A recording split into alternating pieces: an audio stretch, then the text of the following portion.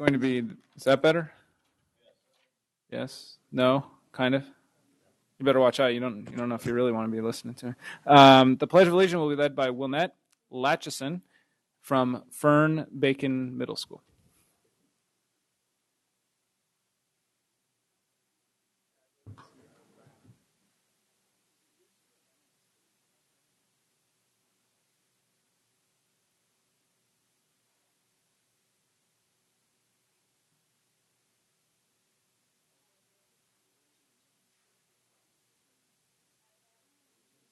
The flag of the United States of America, and with the republic for which it stands, one nation, under God, indivisible, and liberty and justice for all.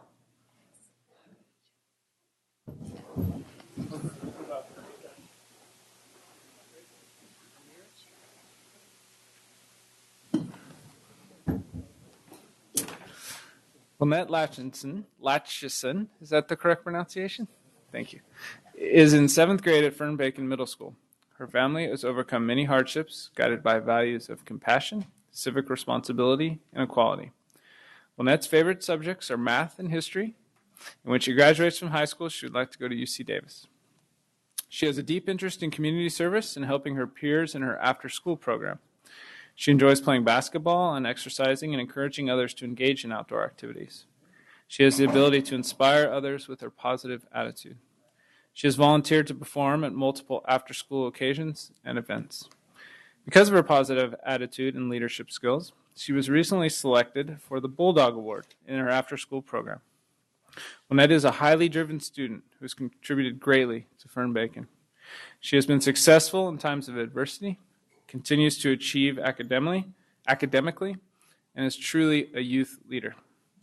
For these reasons, and I'm sure many others, we are proud to recognize Lynette Latchison as the Sacramento City Unified School District Stellar Student.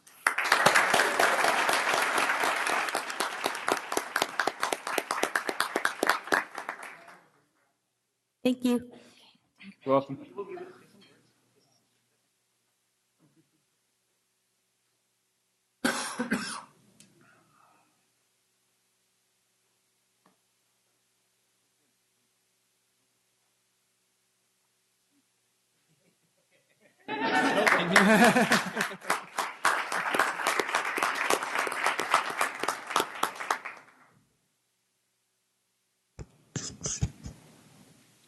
Item 5.0, announcement of action taken in closed session.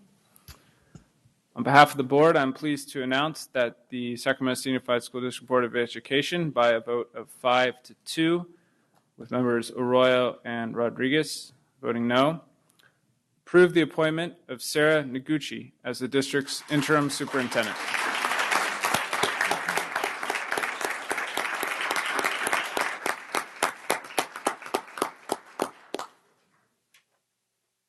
Any other announcements, Council? None, Mr. President. Item 6.0, agenda adoption. I will move the agenda. Anybody want a second? I have a second by member Hanson. All those in favor of adoption, say aye. Opposed? Abstentions? We have an agenda. Item 7.0, public hearing. I will gavel the public hearing in.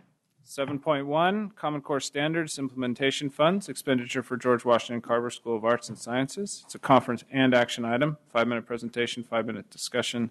Jennifer Lopez and Allegra Alessandri. Welcome back. I don't know. We need a clicker.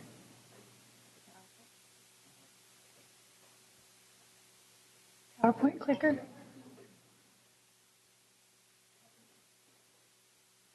She'll do it. Okay. Good evening, President Cuneo, Superintendent Raymond, and board members. My name is Jennifer Lopez, and I'm the Charter and Principal Network Coordinator for the district. So the state of California appropriated each school district with an allocation of one-time funds to support the implementation of Common Core standards. So these funds are to be expended by June 30th of 2015. And each of our dependent charters were given the opportunity to go ahead and develop their own plan. George Washington Carver School of the Arts and Sciences elected to develop its own. So tonight we bring to your attention and to the public's attention the recommended expenditure plan, which outlines the usage of the state funds. So with this, it gives me great pleasure to introduce to you Dr. Allegra Alessandri, the principal at George Washington Carver. Good evening, President Cuneo, Mr. Raymond, and board members. I'm joined tonight by Scott Preston, who is our Spanish teacher and also our SCTA site rep. So Carver has decided to create its own funding plan to use the Common Core state standards money. We elected to do this primarily because we are a dependent charter school, and we believe that as a charter, it is our responsibility to ensure that funds align with our special charter program, and in our case, that's the Waldorf program, the Waldorf High School curriculum. Our funds will be used in the three areas the state has asked us to attend to: professional learning, instructional materials, and technology. At Carver, we ask our students, how will you engage the world? Our curriculum, our work with the students is all around preparing students for college and career. And this, of course, aligns with the goals of the new Common Core state standards, that all students are prepared for success beyond high school. In the research we've begun and the trainings we've already done, it's clear to us that the Waldorf curriculum and the Common Core state standards align well, and that we both strive to develop critical thinking and creative problem solving. Carver teachers and principal continue to collaborate with the district in its transition to implementing the Common Core standards and in transforming teaching and learning. We have and we will continue to participate in district trainings and the Leadership Symposium. On the budget page, please. Thank you. We have allotted $10,000 for professional learning, which includes 2 release days for all teachers, to work with Common Core and aligning it with our Waldorf methods. It also includes 2 teachers from each math and the ELA disciplines to attend the Common Core trainings here at CERNA. We are allotting $10,200 for technology to continue to upgrade the technology and the support of the new assessment, and to enhance the bond-funded upgrades coming to us. And the bulk of our grant we'd like to put into instructional materials, into the integrated math textbooks and supplemental materials for ELA. As a charter, we're responsible for buying all of our own textbooks out of our general fund and grant money like this. I think we need to go back to stakeholders now. There we go. Thank you. Carver teachers and staff have met and talked about the plan on 4 occasions. The dates are there in October and November. As a principal, I've reached out to the SCTA by email and meetings, phone call. We've talked with the PTO, the Parent Advisory Group, on 2 occasions, and also our advisory board on campus. And I'd like Mr. Preston to share his work with the teachers and the SCTA leadership. Thank you. As the site union rep, I made it my duty to confer with all the teachers, all 11 of us, on campus, to confirm that we were all in support of this particular proposal, and I have gained their assurances. A few of them are here tonight even to support us as well, but I can assure you that all of the teachers, all of the SCTA members on our campus are in full support of this plan. I've also taken this information and these viewpoints to the union leadership itself and have gained their compliance in terms of their agreement with our usage of the funds here as are being proposed tonight. Thank you. Can I have another minute?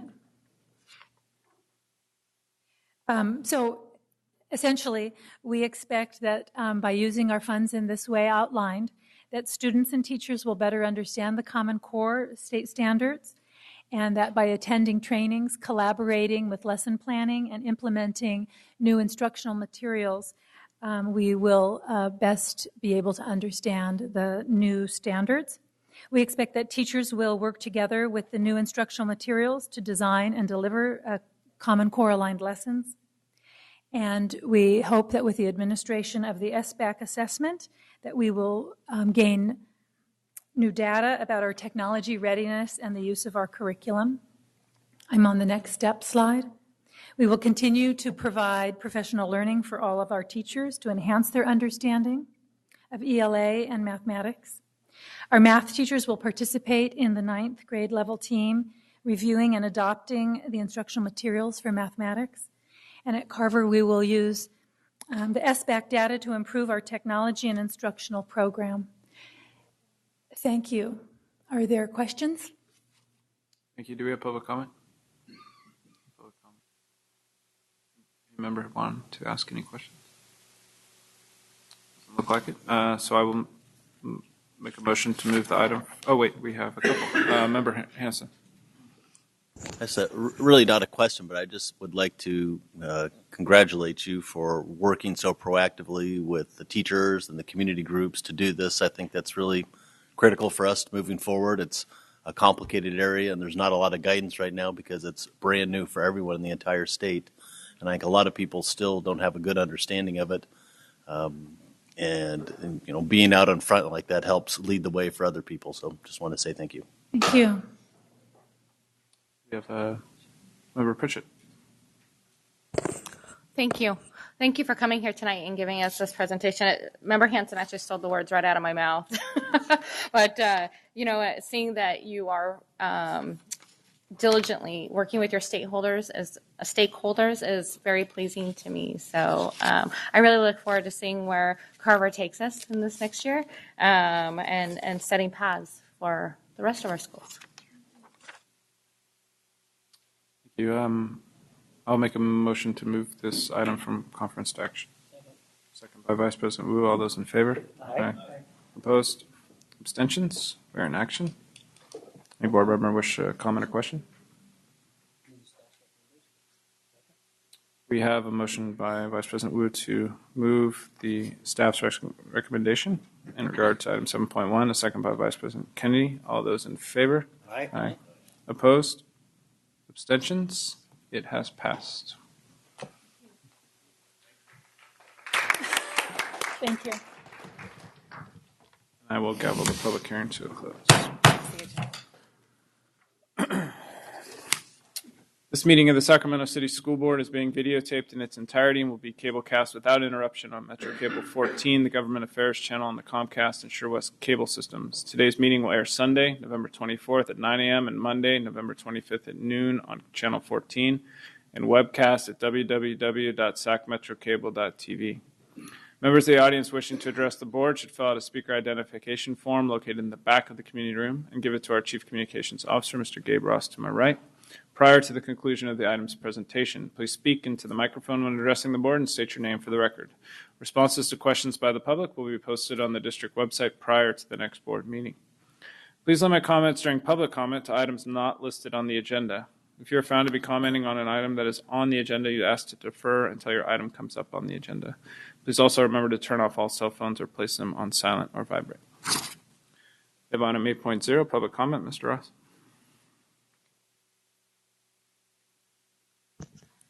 We have two comments on 8.0 from Abe Snowbar and Linda Tuttle.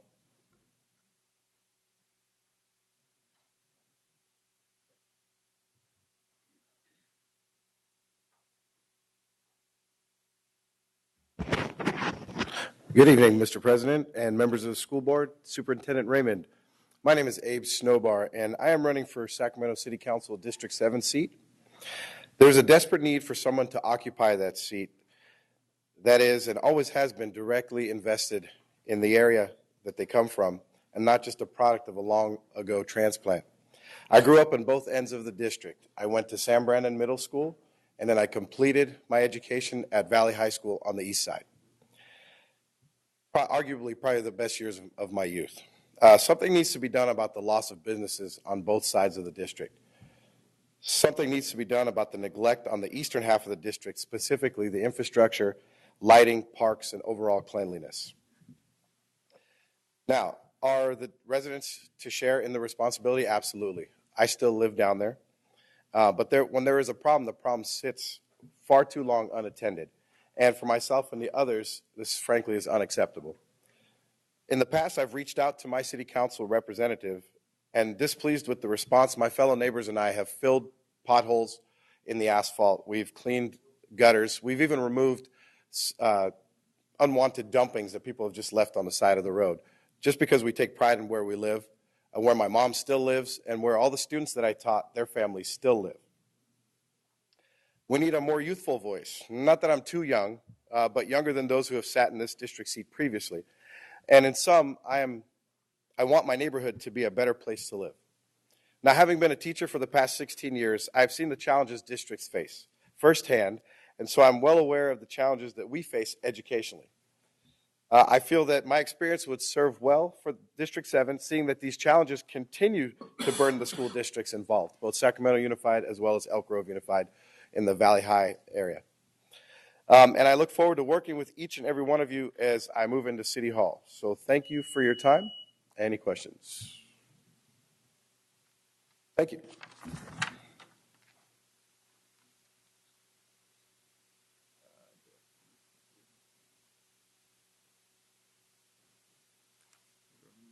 My name is Linda Tuttle, and as many of you know, I've spoken before this body a few times in my career. Superintendent Raymond, Board President Cuneo, and board members, I'm here to talk about the offensive editorial in the Sacramento Bee today. I thought that was a cheap shot. I'm stunned that they have nothing better to cover than to go after stipends. You're volunteers, and everybody should know you're volunteers. You don't get paid for all the time you put in, going to committee meetings, going to things at your children's schools that you represent, going to pancake breakfast, going to evening events, going to sports events. I know because I've seen you there myself.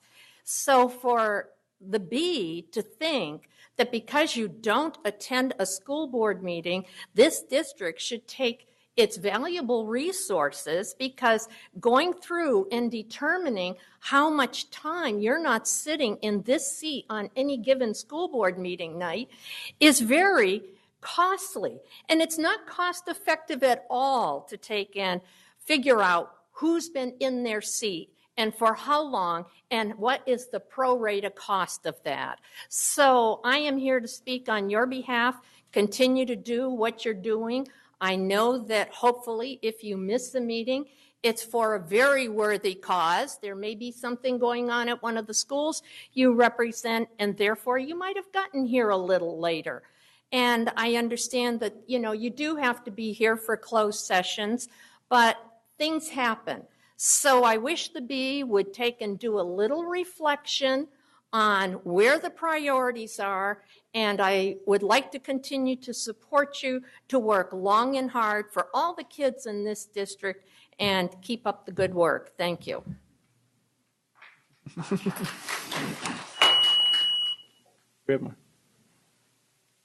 We do have two more comments that want to speak on 8.0. Paul Curtis and Mary Helen Doherty. I wanted to talk on. Are you sure? Yeah, I'm sorry.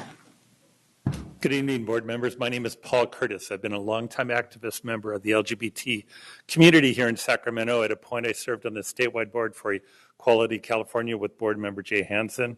I've served on the LGBT task force for the school district, and I'm currently the executive director for the California Coalition for Youth, a statewide organization that represents hundreds of organizations around the state that serve hundreds of thousands of disconnected, runaway, and homeless youth. Here to speak tonight on item 10.3, the transgender gender variant policy. It's extremely important for this district to adopt this policy. This district has always been a leader in protecting the rights of and keeping our LGBT students. Sir. Hi. I'm sorry. It's okay. Do you intend to speak when 10.3 comes up?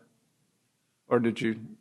No, I was just going to speak now, if that's okay. Well, generally speaking, because it's an agenda item, the rules of the board are that you speak when the agenda item is up. If you have a general comment that's not pertaining to a specific agenda item, then you're free to speak for 2 minutes. Does that make sense? Okay. Is that okay if you wait to come back at 10.3 and deliver your remarks? Okay. Okay. Thanks. Thank you. That's it? Okay. No, that's what I asked. So one of my questions are, is there something pressing that you can't stay around for item 10.3? Or can you stay around for item 10.3? Okay, appreciate it. Item 9.0, consent agenda. We have Mr. Hanson, Board Member Hanson, sorry. Yes, I'd like to move the agenda, but I'd like to continue item 9.1F. I'd like to pull 9.1F and continue to the next meeting, but move the remainder of the agenda, consent agenda. Okay, so we have a motion to approve the consent agenda absent 9.1F, which will be pulled by Member Hanson, a second by Member Rodriguez. All those in favor? Mr. President, can we have a roll call vote on this for my indulgence, please? Yes. Thank you. So we've been asked for a roll call vote. Superintendent, can we take the roll?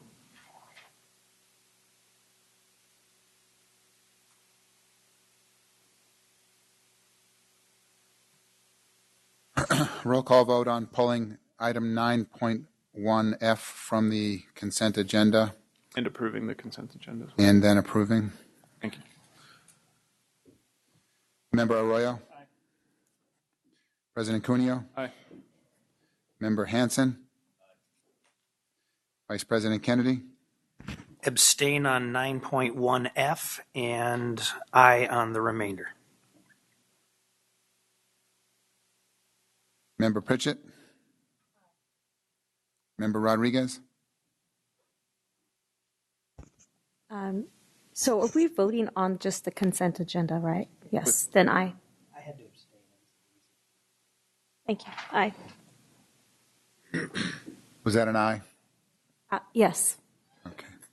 Vice President Wu? Student Member Kowalczyk? The ayes have it. Okay. And the motion has passed. 10.0, Board Workshop Strategic Plan and Other Initiatives. 10.1, Social Emotional Learning, an essential component of high-quality education. It's an informational item, 30-minute presentation, followed by a 15-minute discussion.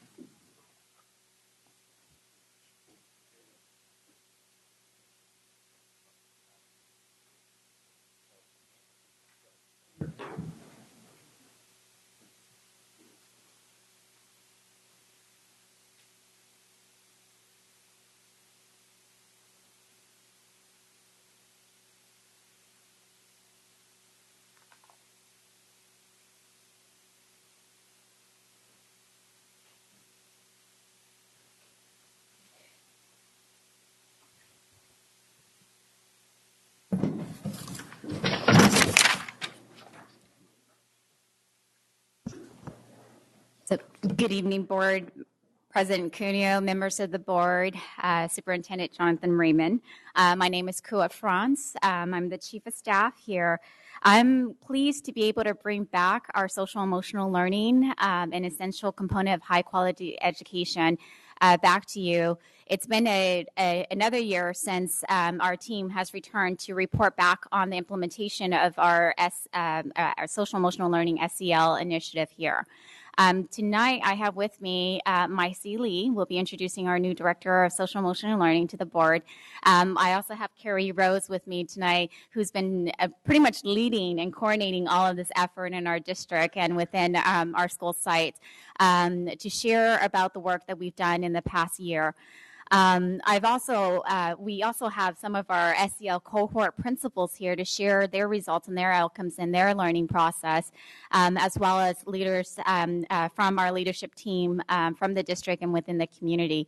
And I just want to quickly ask our principals and our leadership team members, if you can stand just so the board can see you tonight as well. I want to acknowledge all of your hard work and support that you provided for our district, including student member participating in a lot of our conversation and discussion. So if we can just give them a round of applause, because it's been hard really looking at a way embed and move this work forward. So definitely appreciate their hard work. So tonight, what we're going to talk about and bring back to the board is really quickly just an update on what SEL is, and then talk about what it means to our district, and then give you an update on what we've done so far. Talk a little bit about why it is an essential component to high quality education, and to see what kind of results and outcome we've been able to achieve. And then looking ahead, again, this was a long-term 3-year implementation plan. Looking ahead, what can we expect to see more of? Highlight some of our success and some of our challenges and some of our learning, and then talk a little bit more about our next steps for social emotional learning. So when you think of what SEL is, before I go into that definition, I wanted to share this picture. These are my girls, if you haven't noticed. About 10 months ago, we had a little baby sister that joined our family. And when I think of social emotional learning, I think about my kids because, everyone keeps saying social emotional learning is all of that soft stuff, right? That cute stuff, that touchy feeling stuff, right? And it's not. It's actually our kids. Because when I look at my kids, yes, they're cute and they're all of the soft stuff, but they're the future of our community, our society, our systems. They build the world that we will retire in. They will make decisions that we will have to live with. So when I think of social emotional learning, in addition to the soft stuff, it's also the future of what we need to, it's an essential component of what we as public education needs to make sure that we continue to have. And so when Superintendent Raymond talks about the whole child, about going beyond just what content knowledge is, but to be able to actually apply that content knowledge and to be able to share that with someone special and build a relationship and systems to support an idea, that's what we're talking about here.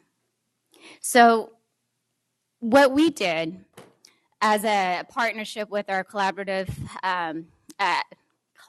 for Academic and Social Emotional Learning, CASEL, what we've been able to do is actually work with them in designing a framework around what social emotional learning will look like for our district. So here, in Sacramento, what we found out when we started planning this process was that we are doing great things around social emotional learning. We're all over the place with it, but we are doing great things. And what we need to be able to do is actually put this into a framework that will help support our schools, help support our teachers, help support our kids, and also help support our families to support their child's education. So what we're doing with social emotional learning is coming up with a common vision and common definition of what we believe social emotional learning should be. So here you see social emotional learning is the process in which children and adults acquire, effectively apply knowledge, attitude skills necessary for academic and life success. So again, we're talking about not just career and college readiness, but like Superintendent Raymond says, we're talking about life.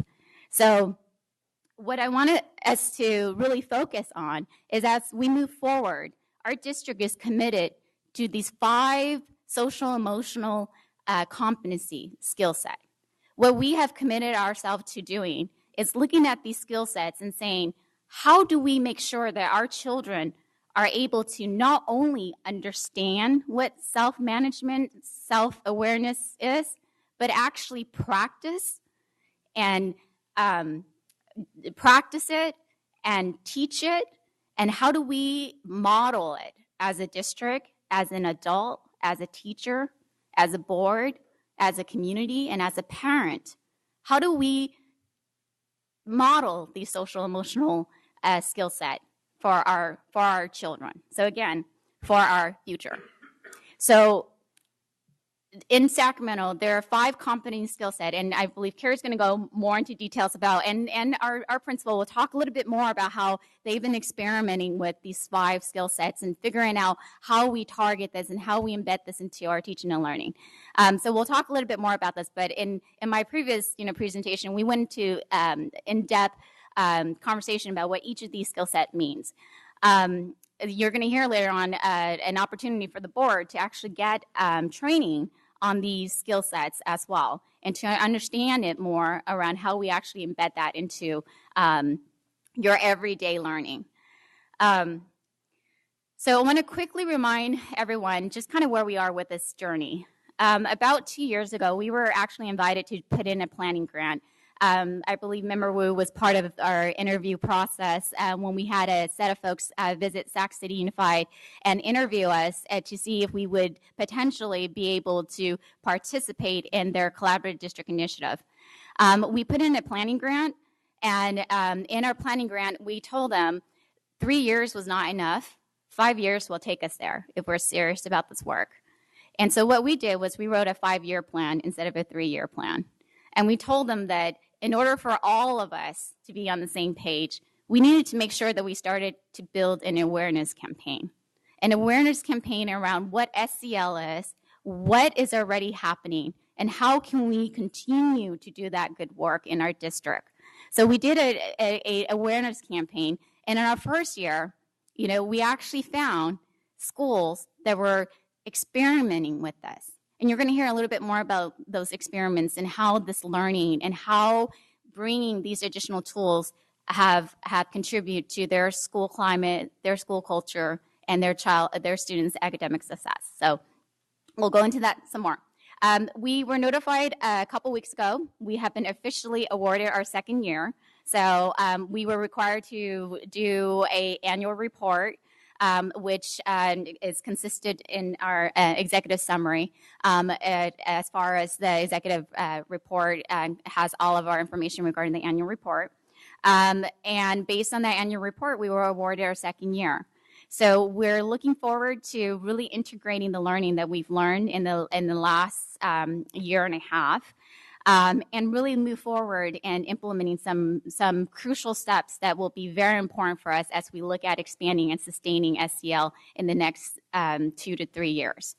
So with that said, I'm going to turn it over to Carrie, and Carrie's actually going to talk a little bit more about what we did in year 1 and introduce our SEL director as well. So I'm going to turn it over to Carrie. Mm-hmm. Good evening, everybody. My name's Carrie Rhodes. I'm a parent in the district. I'm also a community partner, and I've had the great honor of working on the social emotional learning work this past year. Sac City made tremendous gains in 1 year. In particular, I just want to point out a few highlights. We developed a district-wide vision about where we want to go with social emotional learning. We launched a social emotional learning governance structure and communication network, and I've provided each of you a handout about what that looks like. I am really proud and impressed with the collaboration that's come together across district departments and sites who meet every other month on the decision-making that needs to happen with social emotional learning. That governance structure would not be possible without the work of the work groups that are committed. And I really want to give a shout out to the leaders of those work groups, Janet Weeks and Sean Alexander, Teresa McEwen and Kristen Coates. We have Bina Lefkowitz and Eduardo Aguilar, and Lori Ayun and Michelle Blanton, all of whom have done outstanding work to really carry the vision forward in concrete steps. We've been able to advance social emotional learning through multiple professional learning opportunities. And just as an example, between August and September of this year, we trained over 260 teachers in our 1st and 2nd cohort of schools on social emotional learning. We've developed a draft of the social emotional learning standards that we'd like to bring before the district, and we've started integrating social emotional learning at both the district department level and at the sites. So that's been year 1. As we're looking to find out whether we're successful, because at the end of the day, none of this matters if it doesn't really impact the lives of students and teachers and families at the school site level, we're looking to see at the schools, are we finding social emotional learning infused in the classroom instruction, particularly around the introduction of Common Core? Are we seeing social emotional learning through explicitly taught programs? Are our teachers and support staff and everyone who's coming in contact with the kids having an opportunity to do continuous professional learning around this? Because if it begins with the adults, how are we supporting folks?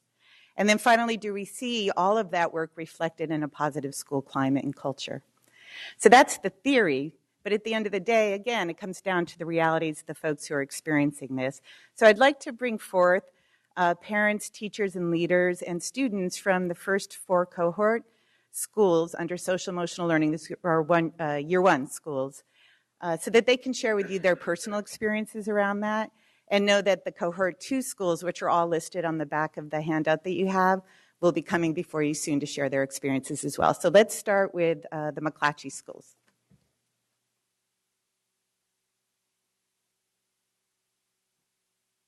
Good evening.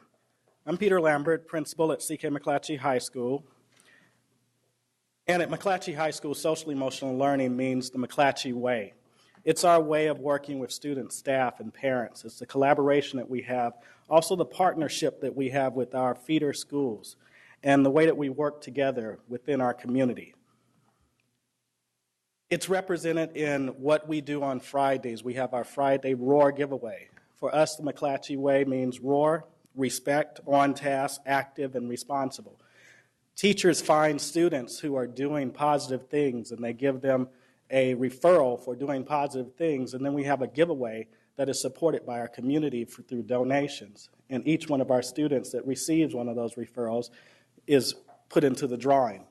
But it's also supported in the way that we work together within our McClatchy network with the other schools that are in the network, from everything as far as having a Men's Leadership Academy class on our campus, McClatchy, and Cal Middle School campus, in working together at each other's graduations. Also, within our community, at our parades and other events. And the way that we work together supports our students all the way through kindergarten through 12th grade. Here representing the student perspective are Natalie Rojas, a 9th grader at McClatchy High School, and Amber Pritchard, a 10th grader at Rosemont High School. Hello, school board members. Again, my name is Natalie, and I'm a 9th grader at McClatchy High School. I'm here today to tell you my firsthand experience with SEL in a school environment. So just last year, I went to California Middle School. That's one of the middle schools that has been chosen to participate in SEL. So again, the basis of all our rules at Cal is kind of like a logo. It's called SICK. SICK stands for safe, integrity, and consideration. So these rules aren't only enforced, but for following them, we get positive reinforcements. Besides that, Cal also has charts all over the school that help us and give us tools to respond respectfully to peers in class discussions. I know that these tools have really helped me in high school now that I'm a freshman, and we really have to do one-on-one with our peers in class. So having these consistent expectations and clear rules helps create a positive school environment. I was a new student at Cal, and I knew that unlike my other school, I had a really good positive school environment, and everybody was really welcoming. So teaching us skills so we can work together effectively and without conflict teaches us things that we'll need in the real world, and I know will be helpful for me when I get older. So as I learn more about the 5 core rules of SEL, I see the great value that they have in our schools. I hope that the school board will continue to support expanding SEL and giving students a strong voice in schools. Thank you.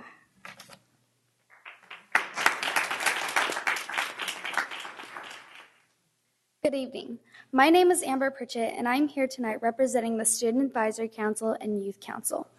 I am very pleased to tell you that the Youth Council has elected to focus on social emotional learning as one of our 3 initiatives that we will be working on.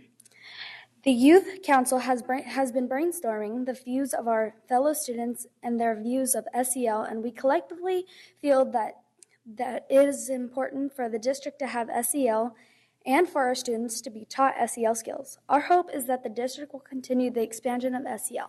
Thank you.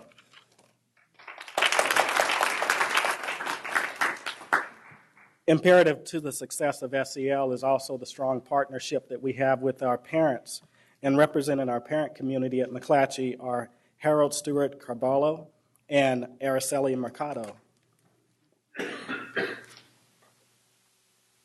Good evening, Superintendent Raymond and members of the board.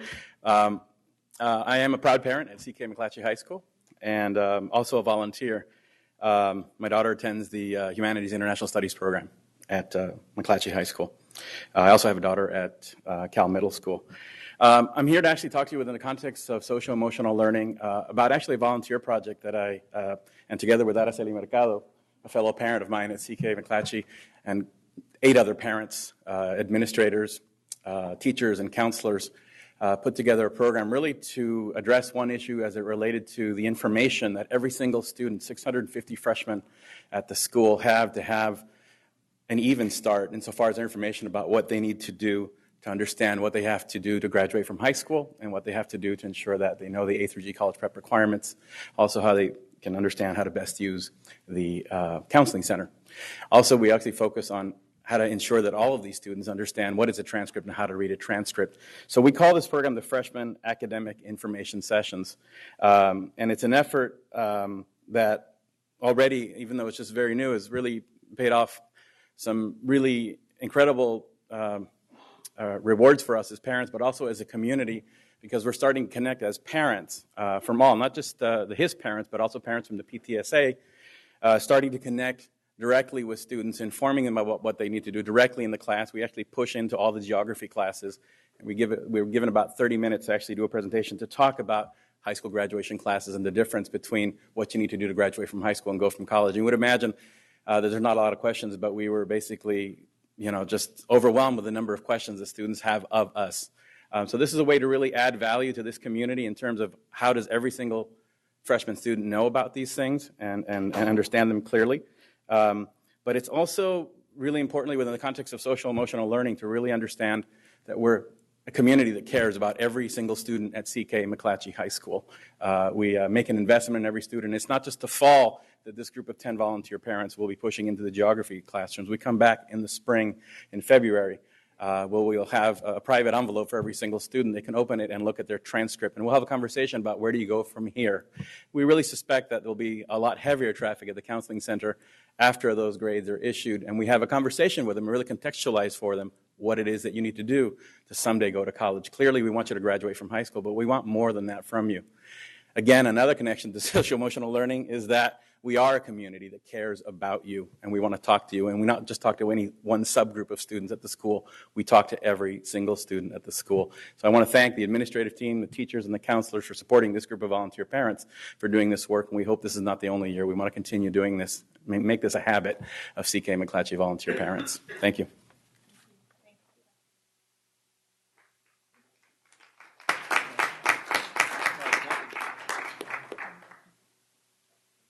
Good evening, everyone. I'm Liz V. Hill, principal at Cal Middle School, and I know that you have heard from me before as we've talked about inclusive practices and social and emotional learning, and I am excited every time we have an opportunity to talk about this. To me, from my perspective, the work that we have ahead of us with Common Core and with really preparing our students to be college and career ready, there is no way to separate social and emotional learning from that work. It is that work.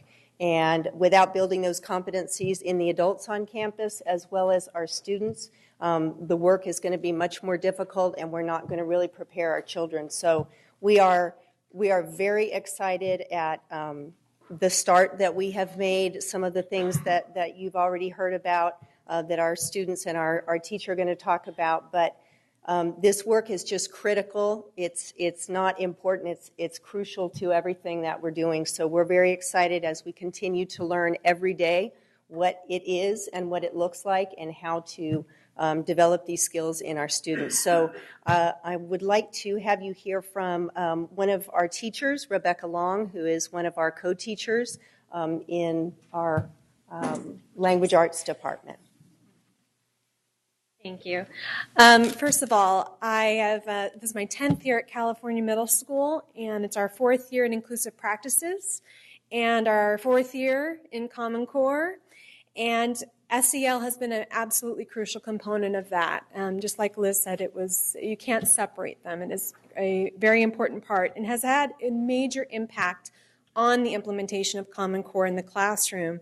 When we're taking the focus off of these teacher-led discussions and back onto the students, the collaboration frames, the language frames that we've used in the classroom have made it so that students can truly engage in positive discussions and take that beyond the classroom. So I agree with you, and this is why. I disagree, and this is why. And we also put an emphasis on the yes and not the yes but.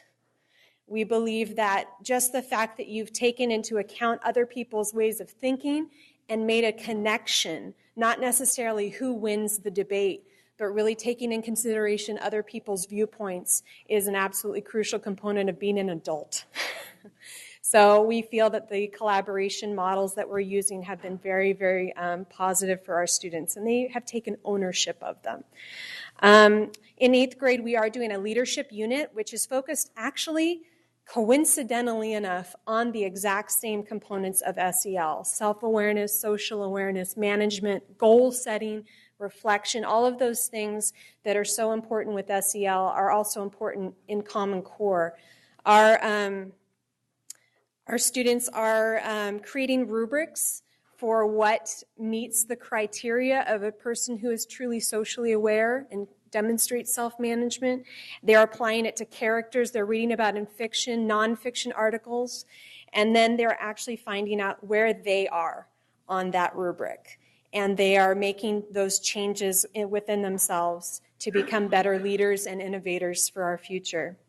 When it comes to being sick at Cal, on a personal note, this is the place I want to be. When I start at the crosswalk, whether I'm at my door or the classroom, the students are the one initiating good morning to me, not me to them.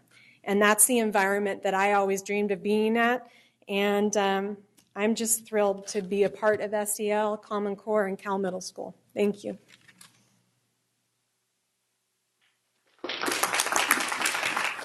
I'm very proud to introduce one of our amazing Cal Bears, Kainoa Lohman. Good evening, everybody. My name is Kainoa Lohman. I'm an 8th grade student at Cal Middle School, and I'm just going to talk a little bit about the atmosphere at the school. So a term I hear that's tossed around a lot is well-rounded. I hear it from coaches, parents, teachers, and they'll say that being well-rounded is the most important thing for children to strive towards. I think they're absolutely right. And today I'm going to be talking about how Cal's SIG system has helped create an environment in which well-roundedness is wholeheartedly supported. So I know that Natalie and Ms. Long went over this a little bit, but SIC stands for safety, integrity, and consideration.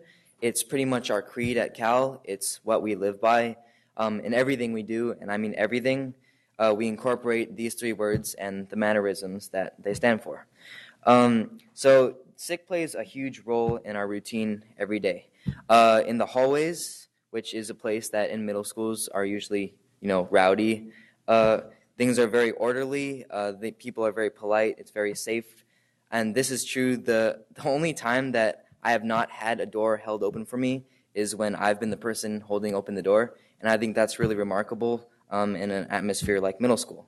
The other thing, and I know Ms. Long went over this a little bit, is classrooms. We do use language frames, which are pretty much sentence stems. And they teach us how to collaborate well with others. And I think when we follow these, we get a lot more out of the discussions, and this helps us a lot. The third thing is how SIC helps teachers deal with misbehavior and making good choices. There seems to be like a philosophy at Cal where you don't tell kids to not do the bad things, but to do the good things. It's very positive. I think it has a really big impact on people. One thing that we do that's pretty unique is we give out SIG tickets, which is basically, you can think of it as if policemen gave out tickets to people for following the law as opposed to bad tickets for breaking it. I think this is great. I think it reinforces good behavior, and you can obviously see the effects. So that's just the atmosphere at Cal. I mean, people are safe, they're considerate, they always show integrity. I've been taught through my 2 years both academic and life lessons in middle school. I've never seen things done differently, and frankly, I don't want to. So thank you very much.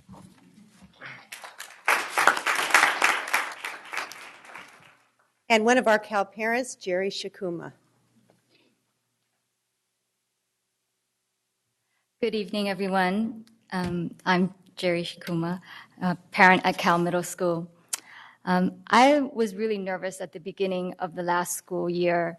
My son was about to start 7th grade at Cal, and I was worried that he might get lost in the shuffle, or that school would become more about homework and grades and testing than about my kid developing as a whole person. But what I found at Cal was a really friendly and respectful and positive environment, people who really cared about our kids.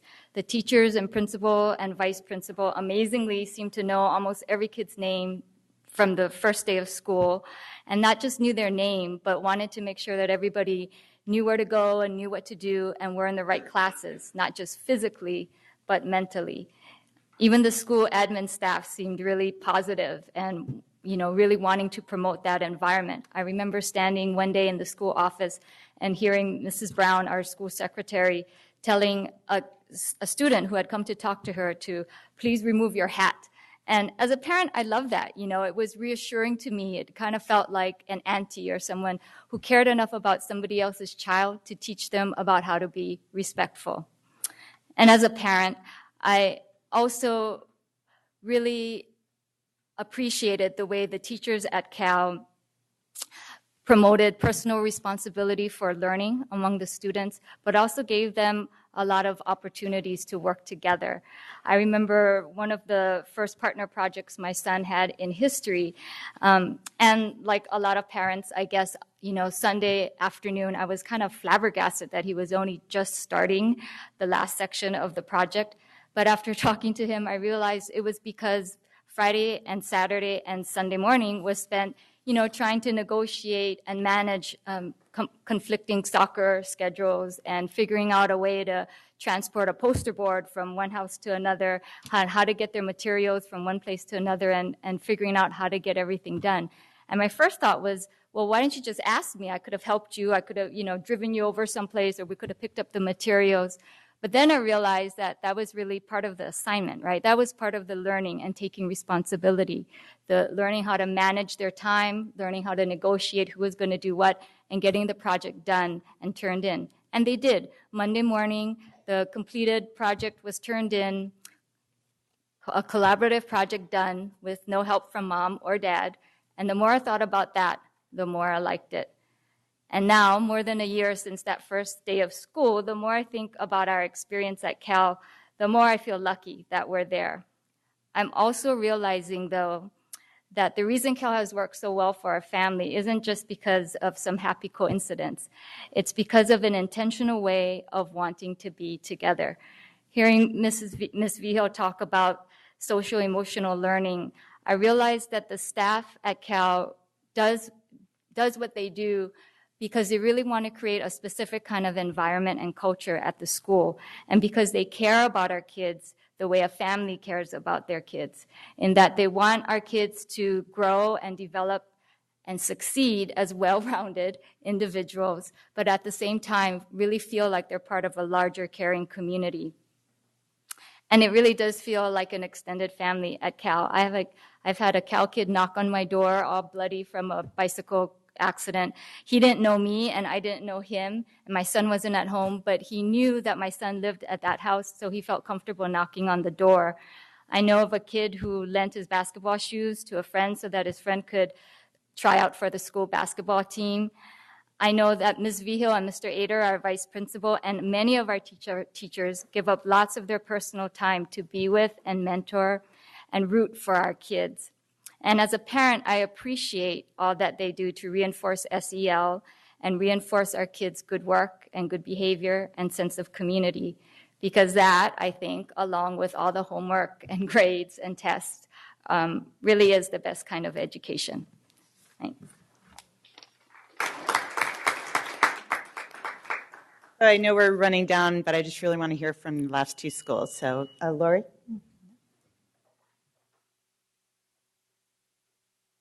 Hello, good evening. I'm Lori Owen. I'm principal at Sutterville Elementary School. And I'll be really brief because I brought along a couple of very important people to share with you. And people have already talked about the importance of social emotional learning for success in the Common Core standards and in life in general, and also the impact of social emotional learning in terms of school culture and climate. I think the challenge for me personally has been how to impart this to adults, because we know that the very critical piece is that the adults are modeling the competencies, because kids see what you do and they see how you act, and that impacts them a lot more than something we would say to them. So it's really got to be integrated into everything that we do, so that we're really empowering students to take ownership of what they're doing, so that they can positively impact both for themselves and the community. And we talk about being leaders even when nobody's watching. So the first person that I would like to introduce is one of our teachers. She teaches a kindergarten, first grade class, and her name is Tara Nye. Good evening. So my name is Tara Nye, and I just want to bring to your attention that I've been at Centerville for 3 years, and this year we're incorporating SEL even more than we had in the last couple years. We use the 7 Habits of Healthy Kids program written by Stephen Covey, and this year I just want to share some concrete things that are happening in my classroom. When you walk in my classroom, the biggest focal point is that we have a leadership tree. And on that tree, the children throughout the beginning of the year have created some jobs that they thought would be important to our classroom climate. So SEL has really empowered my students to see it as our classroom. 2 of the jobs that they have created are 2 of my favorites. And one is the greeter leader, and it rhymes, so that's even better in kindergarten. And our students had talked about when someone walks into a new space, how would you like to be greeted? What do you want our classroom to feel like? And our students talked about that, as sweetly as they do and as 5 and 6 years old. And so now in our classroom, the leaders walk up to adults that enter our classroom, principal, parent volunteers, and they say good morning, shake their hands. We talked about eye contact. And it's really empowered them to see that this is our space and we want others to walk in and be comfortable.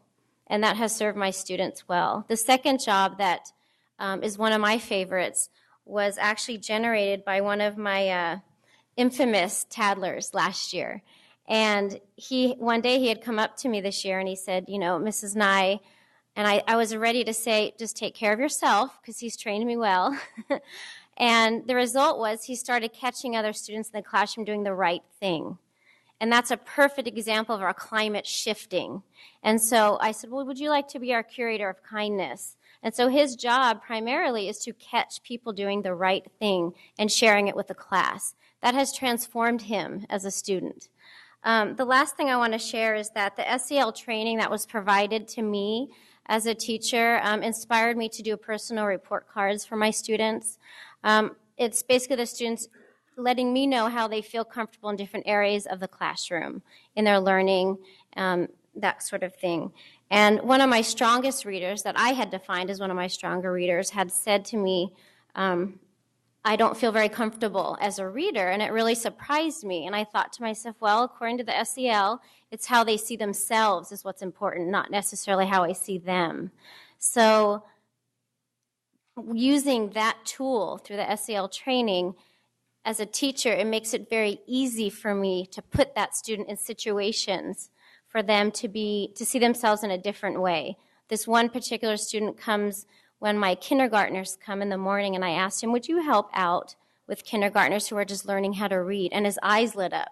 And I knew right away that that was giving him an opportunity to redefine himself. So he comes in an hour before the official school starts and works with kindergartners to tutor them.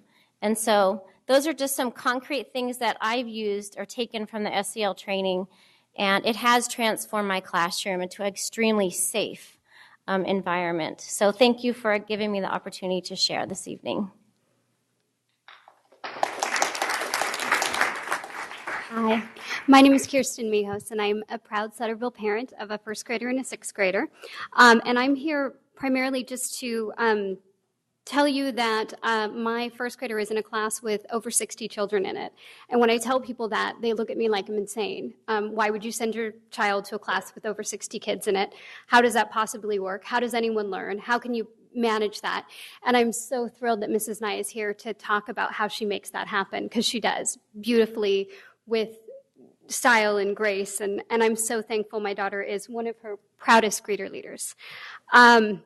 So what I thought I would do is I simply asked my 6-year-old, you were in Mrs. Nye's class last year, because it's a K1, and you're in it this year, so tell me what's different. And then I just wrote down her quote. So this is what my daughter tells me. She says, well, now it's more quiet during workshop because we put first things first, and I think we synergize.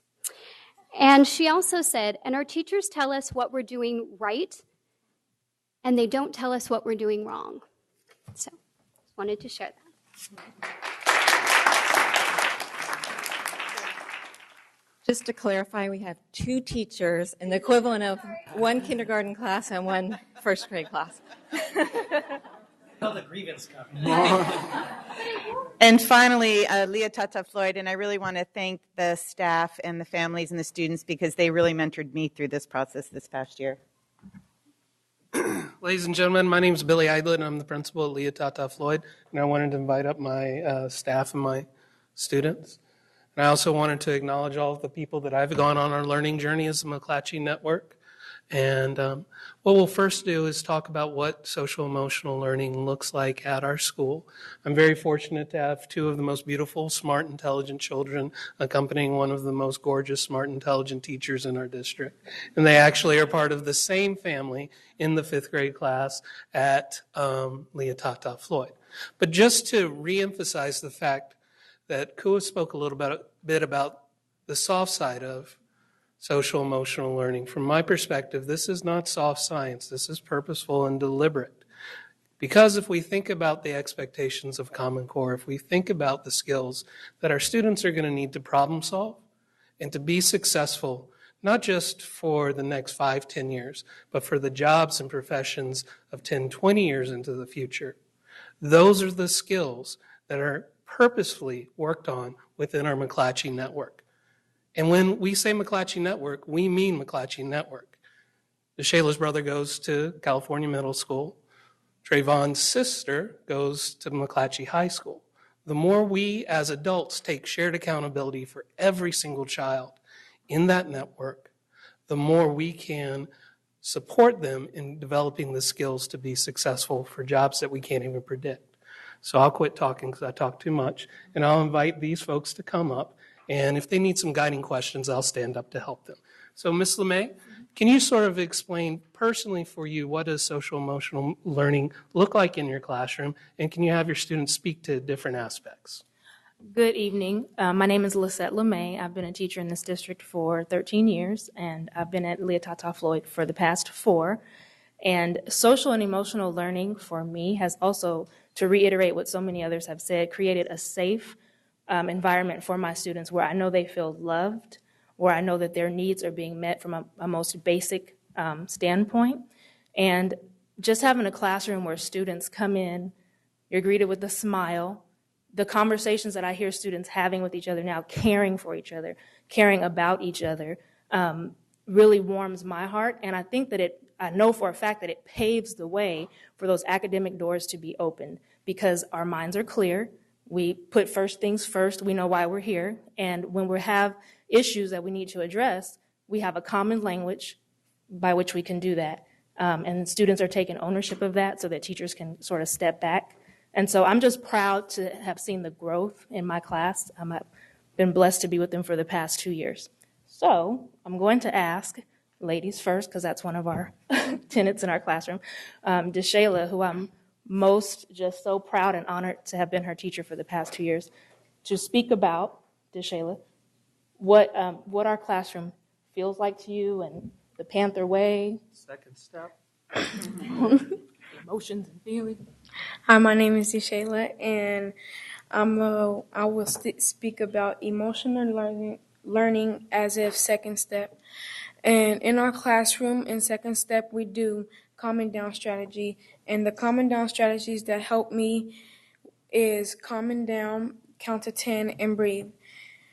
And also in our classroom, when we get ready to greet people, we shake hands, smile, and have a pleasant voice so we can have a pleasant conversation.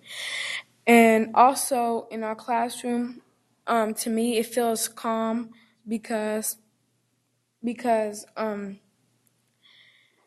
it feels calm to me because we all share, we care about each other, and in our class meeting, we sit, and class meeting is about your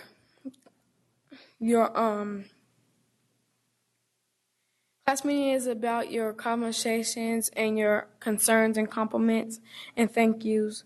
And when you have a concern, my teacher, Miss LeMay, she solves it for us. We write our concern on a piece of paper. And in our Panther Way, our 3 wide expectations is respectful, responsible, and hardworking. Kill it all.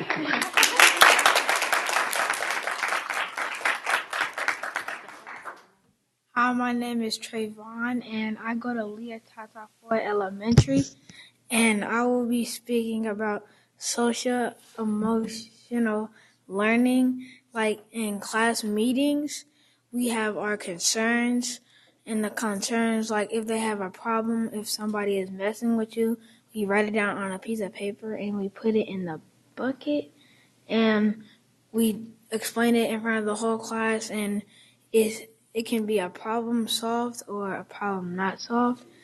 And we also do the Panther Way, which is respectful, responsible, and hardworking. And we have like tickets that you can earn to make a privilege, like Mr. Eyelids assistant or Mr. Jones assistant.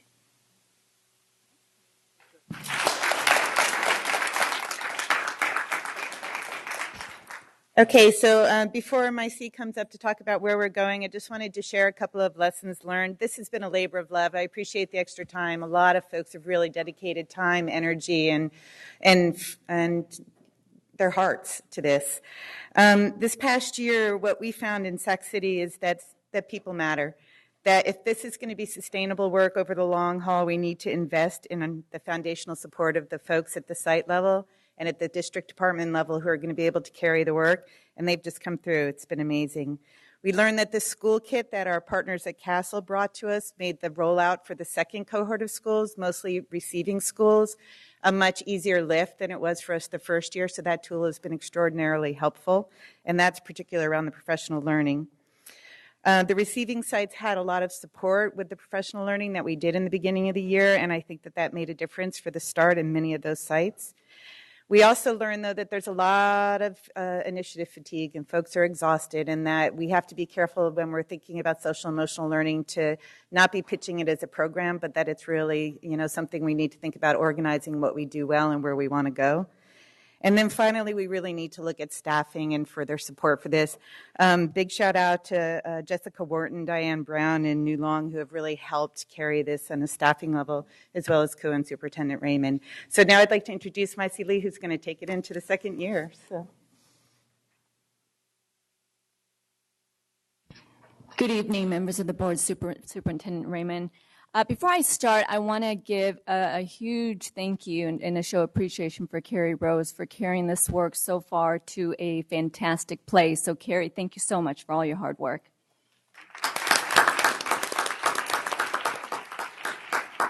I have big shoes to fill, literally, big shoes to fill. I'm size 6, so. So, I guess we're sharing family pictures tonight. These are pictures of my kids, and as you recall, Kwa's kids are very cute and serene and angelic, and this was the opposite end of the extreme, where they grow up, and it's too much social-emotional learning happening here, right? But when I think about this work, when I think about what drew me to this work, I really think about family. And as you heard tonight with our administrators, our teachers, our parents, our students, our staff. This is really about family. Social emotional learning is about family and how we connect and how we build upon the relationships that we have. So it is really exciting to lead this work and to really begin to infuse it in everything that we do, from the district office to the sites to the classrooms to our community. This is the way to go. This is how we transform education. This is good teaching.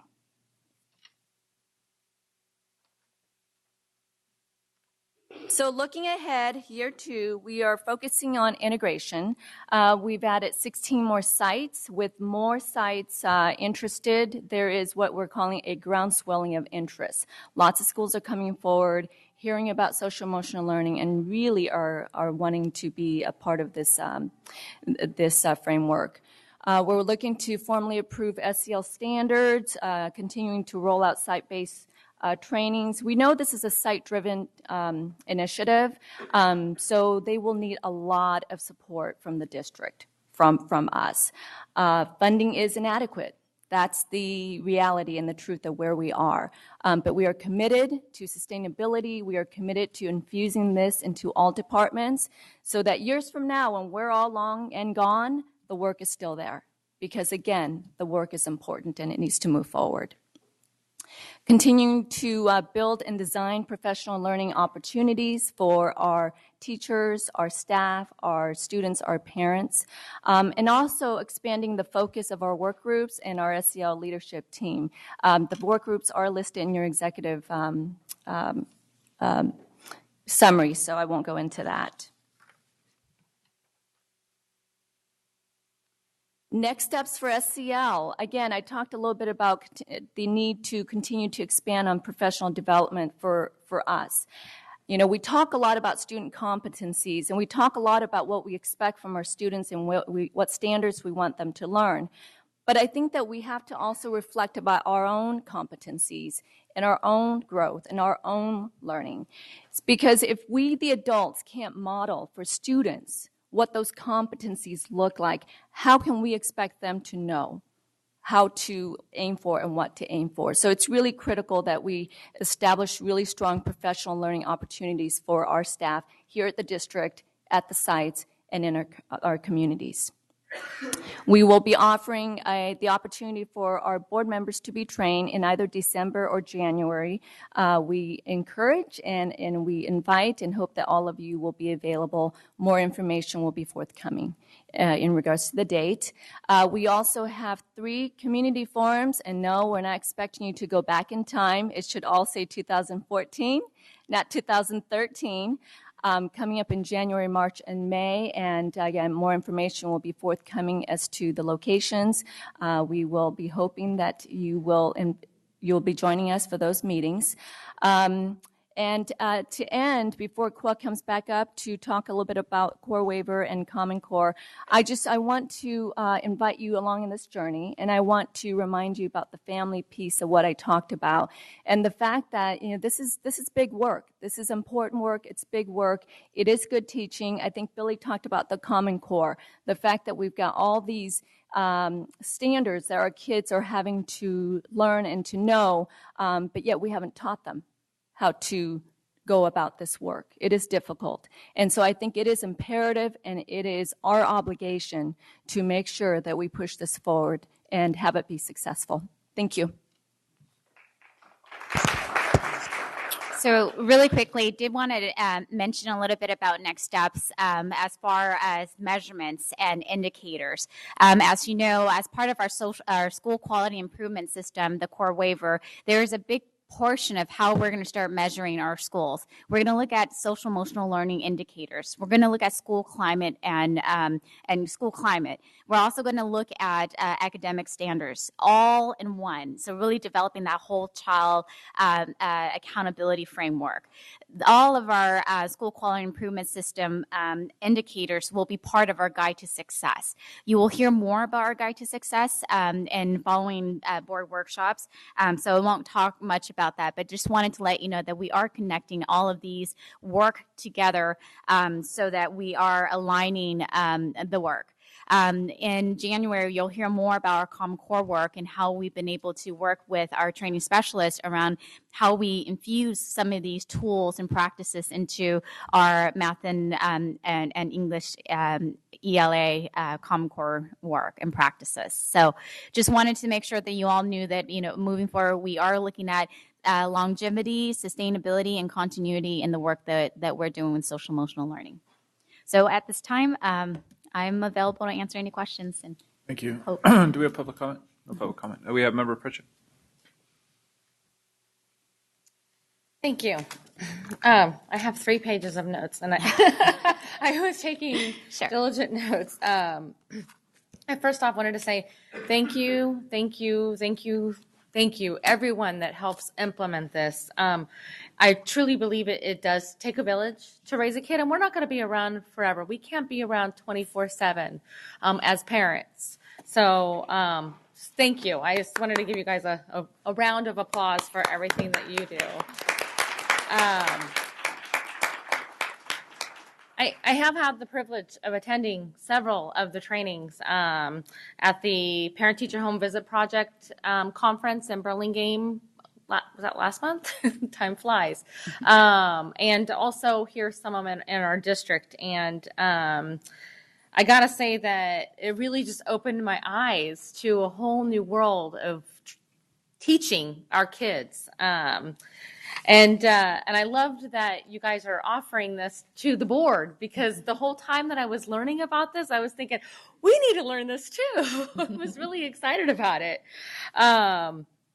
To talk about the whole child is exactly what I want to see for our entire district. Each and every single one of our schools need to be teaching this way. And not just teaching, talking with our kids this way. I mean, and every aspect, the minute they walk through the door, they're learning from you guys. Same thing at home. The minute they come home, they're learning from us. Mm-hmm. So we as parents can learn a lot. And for the parents in the crowd, if you don't know about social emotional learning, you got to go learn about this program. Come to these forums and learn about what they're doing in the classrooms, because it's very eye-opening, as I mentioned. My 3 minutes here. And just to see the students, I highly respect all you professionals that come, and I appreciate you coming to us, but to see the students come forth and give us their stories, amazing, heart-touching to me, honestly. And my own daughter, who came up here, I had a proud mama moment, so.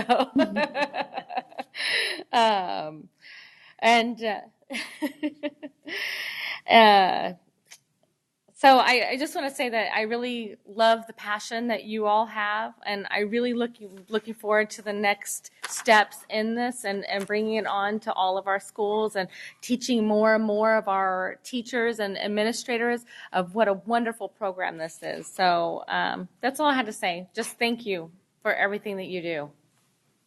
Vice President Kennedy. A couple of things. One is, I broke the microphone.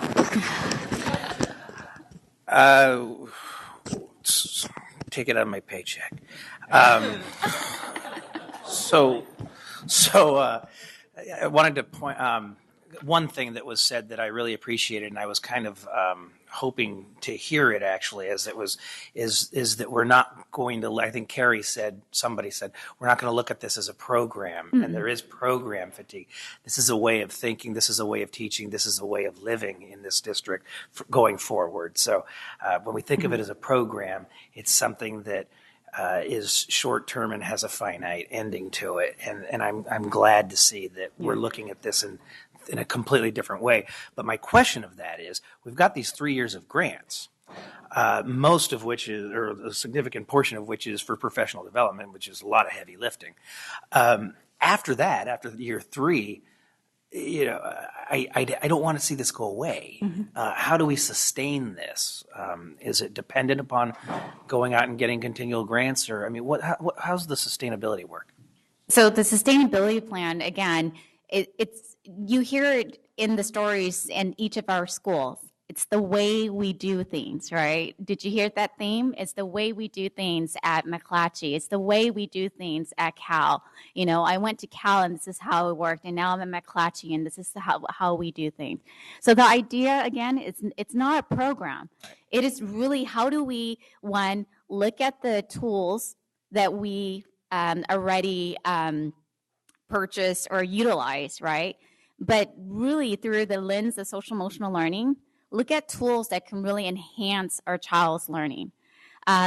So it's not about how we carve out or take away from something. It's about what do we have there that's working well, and how does this contribute to that so that we can do it better.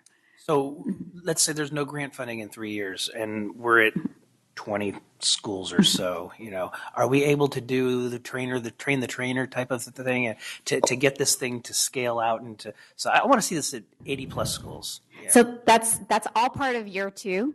I mean, year 2 is all about taking the learning and really creating that the intensive plan of rolling it out.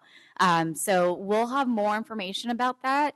And it is something that we're learning. I mean, something that we're trying to figure out, how do we go to scale without losing the authenticity of what we're trying to do, as well as how do we still support and move at a pace that is adequate for the work that we're all doing. Okay, and I apologize for being a typical board member. Say, hey, you're doing great work now. Can you do more? Yeah. But and that again, you know, the board decides the budget. So I think that's the thing. I think we were just lobbied. Thank you very much. Yes. We have Vice President.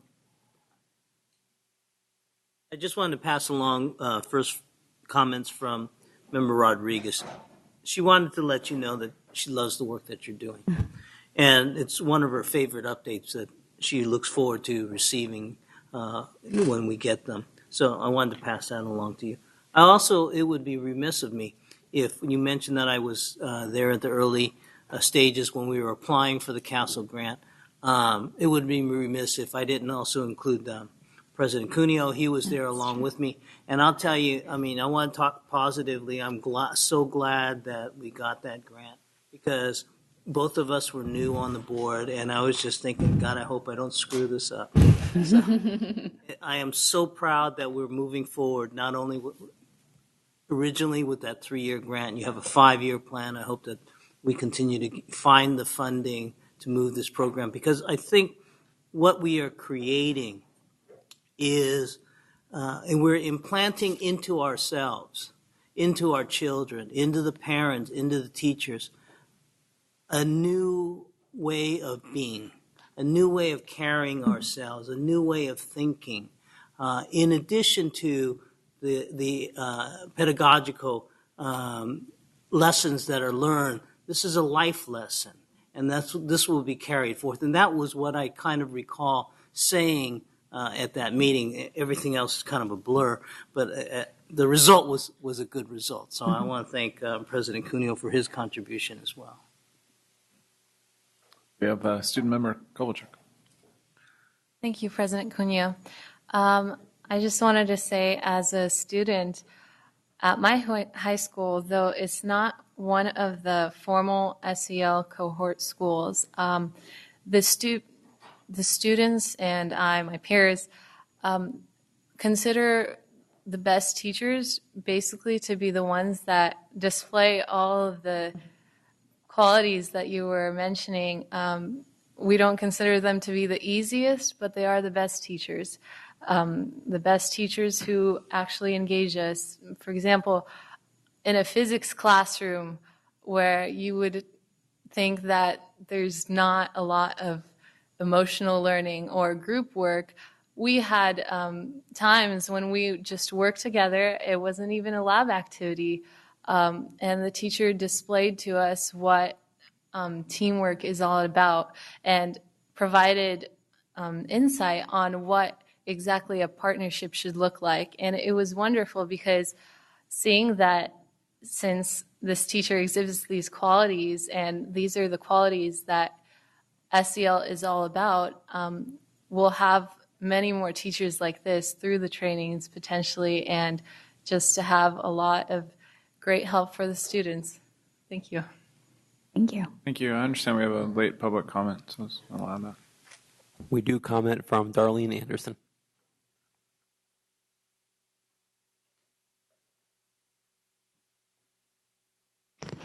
Hi, Darlene Anderson. The social and emotional development of a student in the public school system is critical to the student's ability to participate in a community or to even live or survive after high school graduation. I don't believe that every student has the same ability to participate in the public education system here in Sacramento. There are some children who are zeroed out as behavior issues and moved to behavior programs. And parents think that that's a great opportunity because at least they'll get a high school diploma. And I think it's a sad way to go because you still have to learn how to participate in the community. You still have to learn how to get up and participate in a job. There are so many demands on an individual once they graduate high school that our penitentiaries are holding our children, the ones locally graduating from Sacramento City Unified School District. Even if they get a high school diploma, doesn't mean that they can get a job. I'd like to see the numbers from this district to put together the number of kids who are being employed after they leave this district, which is a small number. I think when we start to look at the social and emotional development of children in the public school system, we need to understand that they need to be able to participate. We cannot just pat ourselves on the back and say, they got the credits. That should make a difference. The credits don't make a difference. I think that we need to do a much better job.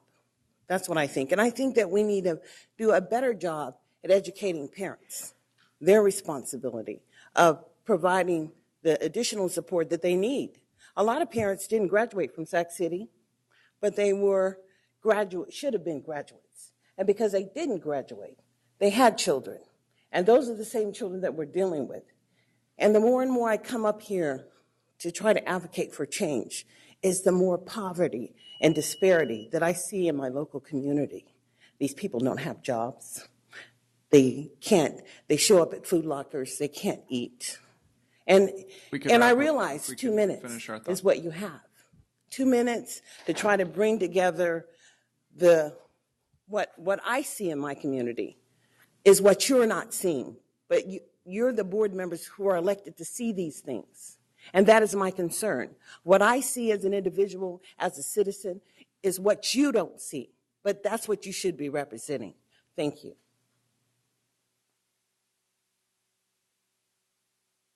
So for myself, I'm very supportive of the work. My eye-opening kind of moment was just when I would talk to parents mostly and see how supportive they are. And so when I go to my community and we start talking about these core competencies and what they want out of their public education system, they not only speak to the academic piece, but they also speak to the social emotional learning piece. And so that's where I kind of get my grounding for the work. I do have concerns, as Vice President Kennedy said, about the longevity of this after the financial piece goes away. And I hope we find a way to embed it in a way that it sticks, and also to maybe try to find some sort of leverage district-wide to keep the work going once the grant funding does run out. So I want to thank everybody for the work, though. It's courageous, good stuff. So, Thank you. Thank you. And we'll be back with a plan and a budget and recommendations. Okay? Thank you. All right. Thank you. We have item 10.2, bullying prevention update. It's a conference item, 10-minute presentation, and a 10-minute discussion.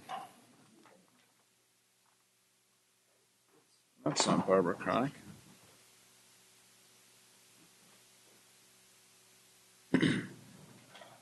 Oh, there she is.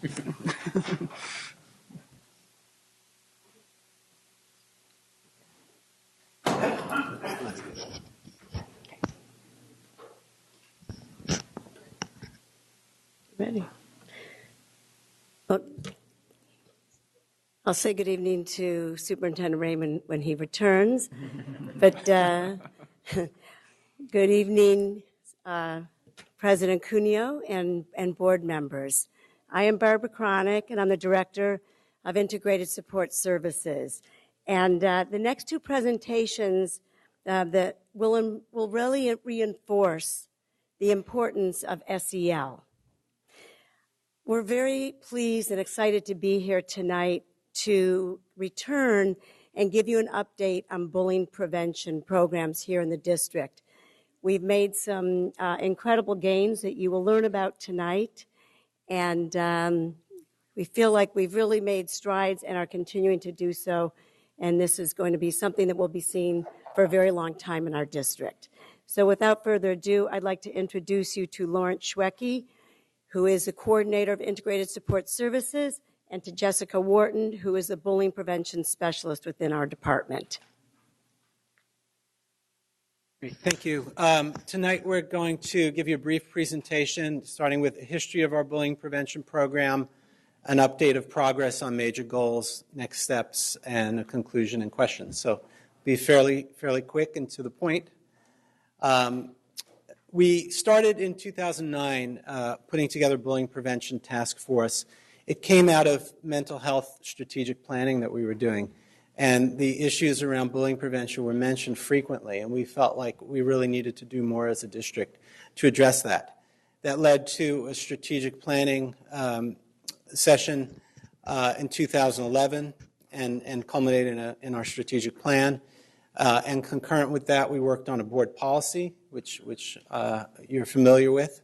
We hired our bullying prevention specialist, drafted an administrative regulation, and now we're in the midst of really full-scale implementation in our district. So we've had, in our strategic plan, we outlined 15 goals, many of which we've achieved. And so we're going to highlight the goals that we're actively working on now and tell you where we're at. So implementing comprehensive bullying prevention programs at all of our schools, providing training and support to parents, training and consultation to administrators, professional development for all SUSD staff, enriching and expanding partnerships with city, county, and community providers who have been a huge help in this work, and then finally supporting research connected to bullying. And Jessica is going to give you more of the details. Thank you, Lawrence. Good evening, everybody. They told me to speak slowly tonight, but I can tell 10 minutes goes by very quickly. I am the bullying prevention specialist, and I would like to say that I'm very proud of the work that we've been doing, and I'm also very grateful to have been working with the site administrators, district administrators, school staff, parents, and students on bringing bullying prevention programs to school sites. And part of that includes our comprehensive prevention programs. Entails three things, and so we have a school-wide component focused on training and awareness, and this includes both of our administrators and our school staffs.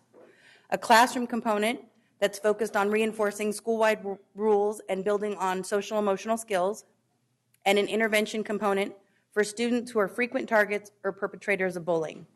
And this includes how administrators and school staff respond to students, including doing safety plans for students who are the target and action plans for students who engage in bullying behavior, and for providing them and linking them to appropriate resources. Last year, the majority of the focus of our work was really on training school site administrators. But this year, we're really trying to build on that and trying to implement comprehensive prevention programs at many of our schools. Currently, we have 15 schools that are taking on this approach. They're using evidence-based social emotional learning programs to support bullying prevention. Our elementary schools are using Steps to Respect and Stop and Think, and many of our middle and high schools are using Too Good for Violence and Not in Our Schools. Not only is it important to educate schools, but it is extremely important to make sure that we educate our parents as well. Our parents may have access to information that school staff does not, including what our students are doing at home on their home computer, what social media sites they may be visiting, and what they may be doing on their smartphones. Also, parents are often unaware of the dangers posed by electronics, and this has been evidenced by many of the parent trainings that I've been doing lately and the aha moments that parents have had after the trainings. Since 2011, we've provided training to 222 parents at 11 school sites. But I'm also proud to say that just from the beginning of this year, we've trained 73 parents at 4 school sites and have a lot more training scheduled throughout the year. Another big part of what we do is training and consultation to administrators. Last year, again, proudly like to say, 92% of our site administrators were trained. We are going to continue to offer training to site administrators this year, and we also provide consultation with site administrators on difficult situations. I can just say, in my experience with providing that kind of technical support, most administrators have been very grateful for helping walking through the paperwork requirements and the administrative regulations. Again, although the focus has been on more administration training, we're now reaching out to the district as a whole. We are working with principals to train teachers and other staff. We're working with district offices to train classified staff, such as office managers, transportation, after school, and other safety staff. Again, since 2011, we've trained 428 school staff, but since the beginning of this year, we've trained 294 staff at 6 different schools, including training the office managers just this week. We also know how important supporting research and data is. We collect and examine data from alleged reports of bullying and disciplinary responses. Last year, we had 66 reports of suspected bullying. Of those, 23 were substantiated, 39 were unsubstantiated, and 4 were not followed up on, and that was because they were anonymous tips that didn't have adequate information, sufficient information to do an investigation.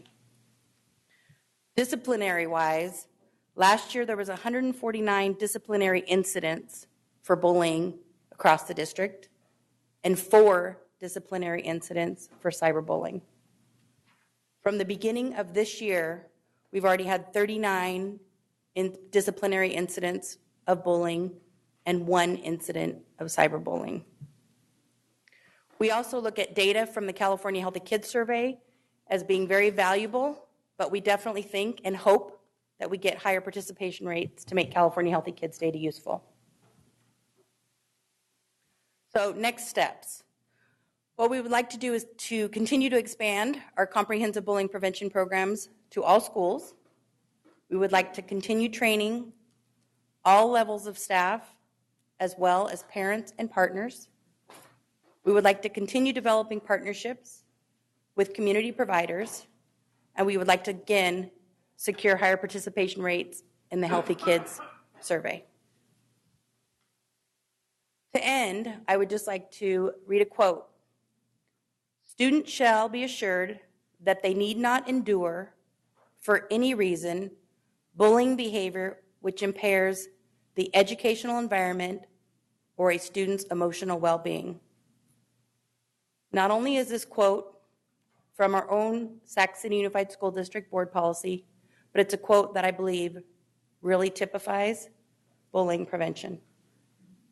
And in closing, what I'd like to say again is that I'm very proud of the work that we've been doing in bullying prevention. A lot of schools have been willing participants in us coming in and providing that layered approach and that comprehensive approach. And we look forward to continuing to add more schools and working with them on that comprehensive approach. And although we have a minute left, are there any questions? Okay, why don't we see if there is public comment first. We have 2 public comments on 10.2 from Julie Snyder and Darlene Anderson.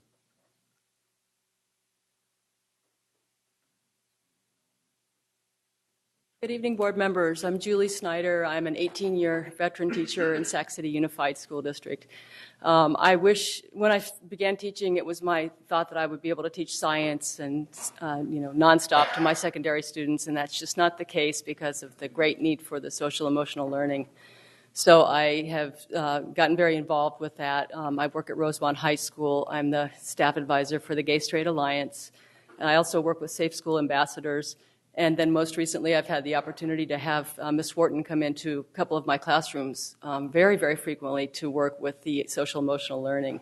And we've been the lucky recipients of working with the community partners such as the Brave Society as well as the Sacramento Children's Home as they bring programs to our students to combat cyberbullying as well as to talk about just the risks and dangers of violence. But I just want to impress upon you the very great need that we all have for these programs. It's something that takes a very coordinated effort. I'm working very hard in my room, but until our whole district is implementing this in all of our schools, it's not going to go as far as it needs to. But I'm just very appreciative of the great work that we're doing as a district. Thank you.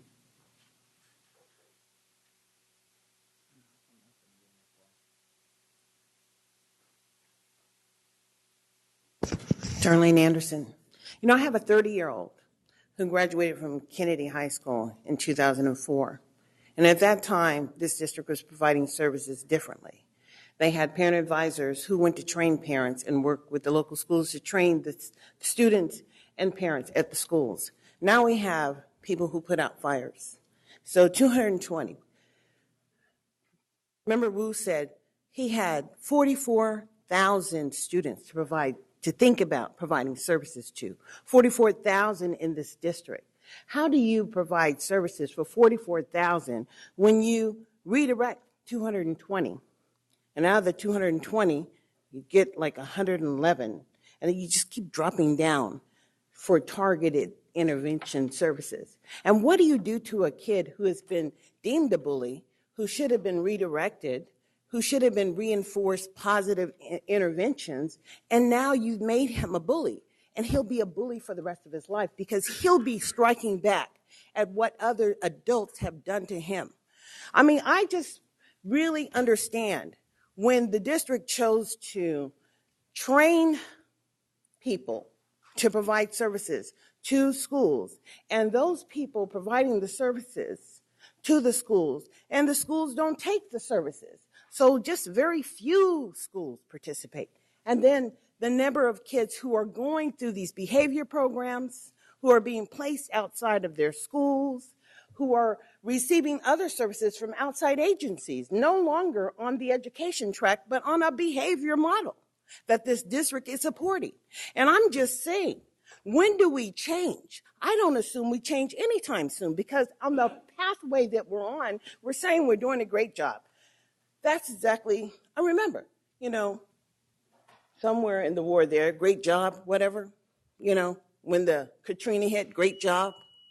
This is not a great job. I think when you're using resources for every child has a right to benefit from them. And it's the board's responsibility to ensure that they are, not the few, but the many.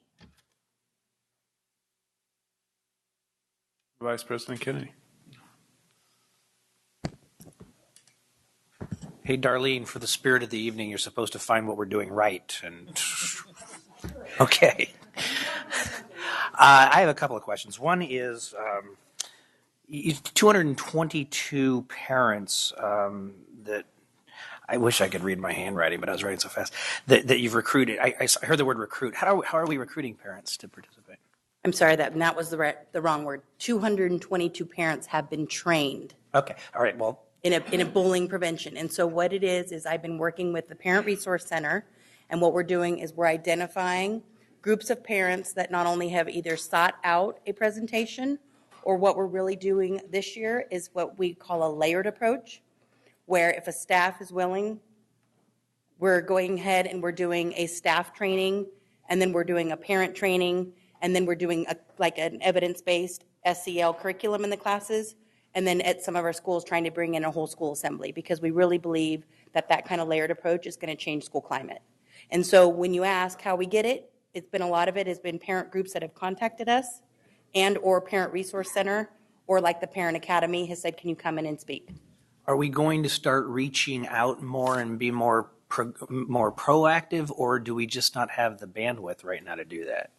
Actually, what we're going to try to do is we are really looking at building capacity through the train the trainer model. June of last year, I came on early in the beginning of 2013, and really, like I said, the focus was really on getting site administrators trained. But we did a train the trainer model, and so what we're doing now is we have some of the Parent Resource Center staff that are actually going to be taking the parent training and being able to provide additional trainings that I can't do, or just to expand on. And so we can, I mean, the staff training that you talked about, I don't mean to be a hard case, but you know, the numbers are good and we're getting there and everything, but are we ever going to make this a mandatory thing of if you teach in our district, you have to take this training? Well, it's tough to mandate that all staff be trained because of the number of staff we have. But in our administrative, I don't agree. Okay. Okay. In our administrative regulation, we have mandated that all schools offer training to staff. So that was the I don't mean to compromise be we rude, found. but I just, this is so important. I think that we have to raise it to a level of mandating almost. I mean, I think it's that important. So I'm supporting what you're doing. I don't mean to be, don't think I'm tearing it down by any means. Another question, you said substantiated versus unsubstantiated. How's that determined? Who does that? Actually, what happens is anybody can fill out a report of suspected bullying, and then the site administrator or the designated administrator has to do an investigation. And if they determine, based on Sac City's definition of bullying, that a student actually is a target, then that's considered substantiated. And at that time, what our administrative regs say is that the administrator fills out a safety plan for the student who's targeted and an action plan for the student who engaged in bullying behavior. Okay, now you jumped ahead a question for me, but so that's great. So I was going to ask about the bullier. Yes. We're dealing with both sides, both ends then. Absolutely, and I'll be honest, in my opinion and my background with Sac City and just my personal background, students who engage in bullying behavior need just as much resource and assistance as the student that's the target. And so when we go around and we give trainings, we say that we need to make sure that we are looking at the whole child from both lenses. I mean, we all know that abusers are often abused. So, I mean, it's probably final question for the data that we're gathering of the bullying incidents and so forth.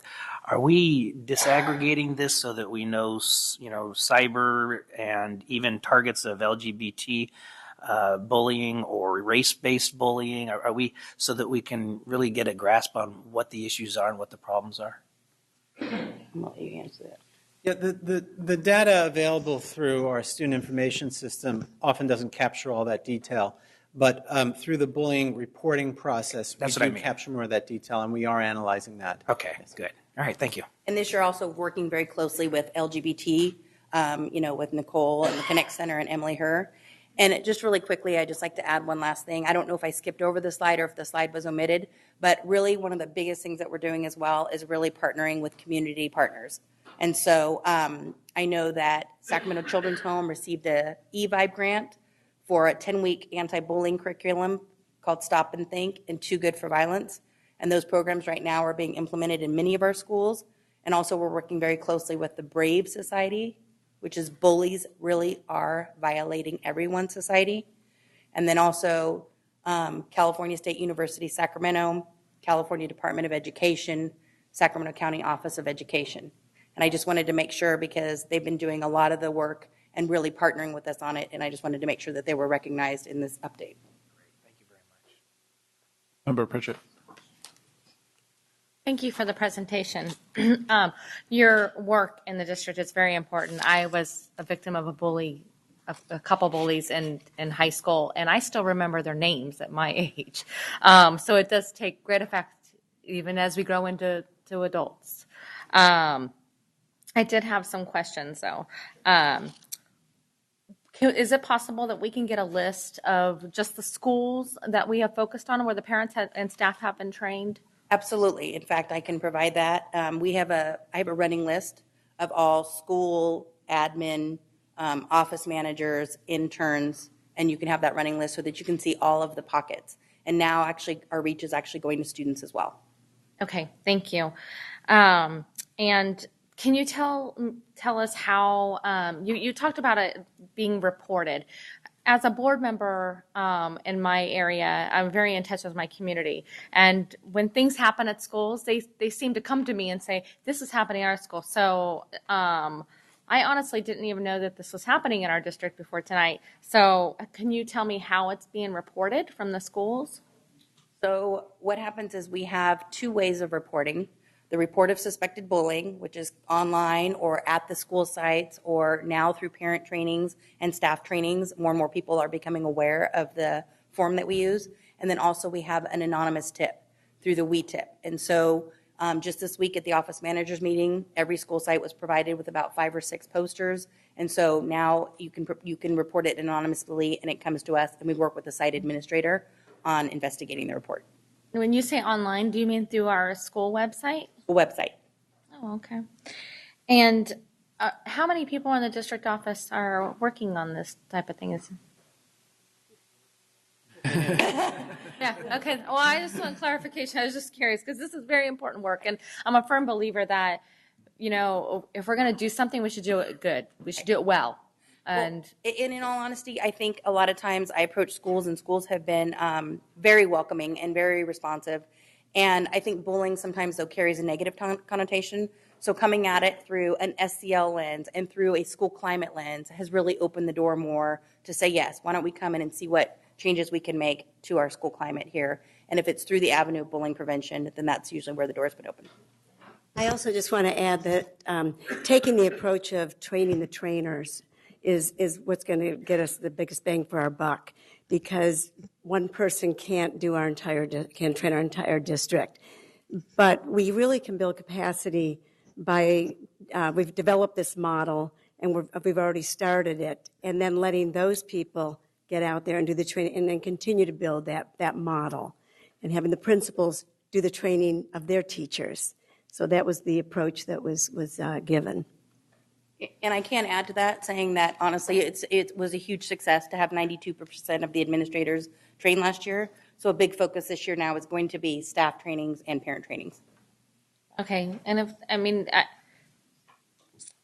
I'm a parent in the district, and I have never heard of any of this. So, what I can do is I can offer my help in my community, and I'm sure that other board members may do the same, to help spread the word, because it's just a very important program. And I really believe that there's a whole lot more that is going on that we have no idea, that people just aren't coming forward. And I'm sure you've come across that in your work. So, that's all I had. But with that said, I am available, so I would be happy to come out to any school site and do a training, or I'd be happy to do any parent training. Thank you. I may take you up on that. Not a problem. Member Hanson. I'll just say, as board members, we're quite familiar with bullying behavior, so it's always a good topic for us here. We could do I need to intervene? I'm just wondering at this point. Yeah. Do I need to fill out a report? So I'm curious about the student who is the bully. How, we know that bullying behavior probably starts in the home. How do you engage with the family who may be some of the source of, what the child's bringing to school? How do you deal with that? So, to be honest, because I'm kind of more on the administrative side of it, but I have been with the district for 13 years, and more specifically coordinating student and family support services. I really have a lot of connections to support services at school sites. And so what I do is I call on those support services to be able to provide that, and or I link them to the Connect Center so that they can get linked with some counseling services or other support services. Oh, yes, and definitely the safety plan and the action plan. We provide the administrators a lot of support around that paperwork process. And then just lastly, is there any work that's being done with student councils, either at the school site level or at the, the district level, of working with the students? Excellent question. Again, because there was so much emphasis on administrators up until June of last year, and then big push at the beginning of this year was staff and parents, that just now kind of dabbling a little bit with student leaderships and student councils. Just yesterday, I went out to Kit Carson and I did a presentation to their leadership academy, and they have now asked that they want to make PowerPoints for elementary school students and be able to take it to that level, but also had a conversation with youth development today to say, is it possible for us to do, or for me to do, a train the trainer model, since so many of your youth development folks are in the trenches as well. Thank you. Vice President Wu. All right. So I noticed that as you were talking fast and spilling out numbers about reports of suspected bullying. Do you think that that is recognition or acknowledgement of, in fact, what bullying is? Or do you, because the numbers seem to be increasing and it seems to kind of pattern or follow the number of people that you're training. So I think that people are learning that what bullying is about so they can spot it more easily or really recognize it, and then it can be reported. Do you think that's the case? I think that we will see possibly more reports as more people are trained. I know that schools have different practices. One particular school, when a student comes in and says that they, are being bullied, the administrator hands them a form, so really empowers them to fill it out and then does the investigation. Where other schools, the lens I think is different for different administrators, but I think that's why we're trying to come to a common language so that the form can be used, and with the trainings, everybody has the same bullying definition when they're utilizing these forms. And then, Ms. Cronic, do you have a long-range plan for bullying prevention? I mean, it seems to me that one possible avenue for bullying prevention is to fold it into social and emotional learning. But that's maybe 5 years, 7 years, 10 years down the road. I don't know.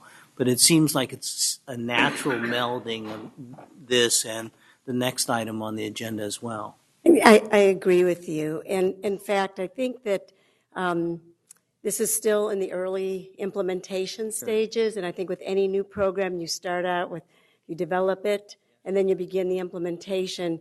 And then over time, it becomes part of the culture. And just when we talk about school climate, school culture, this work, what we're going to be talking about next, LGBTQ work, is all part of social emotional learning, how we do our work, how we respect people. And I think over time we will see it just being embedded in, and this is how we are at Sac City. But in the beginning, as you know, you have to be very targeted in your approach. Certainly. And very sort of measured in how you roll it out. And this is year 2, and we'll come back in another year and we'll have that much more to report on. And I do think that it belongs in the school climate SEL work, absolutely. That's comforting to know, though. Actually, you know what, though, I'd kind of like to answer that as well. I've sat on most of all the SEL meetings and worked very closely with Kua and Carrie and Hu Ling.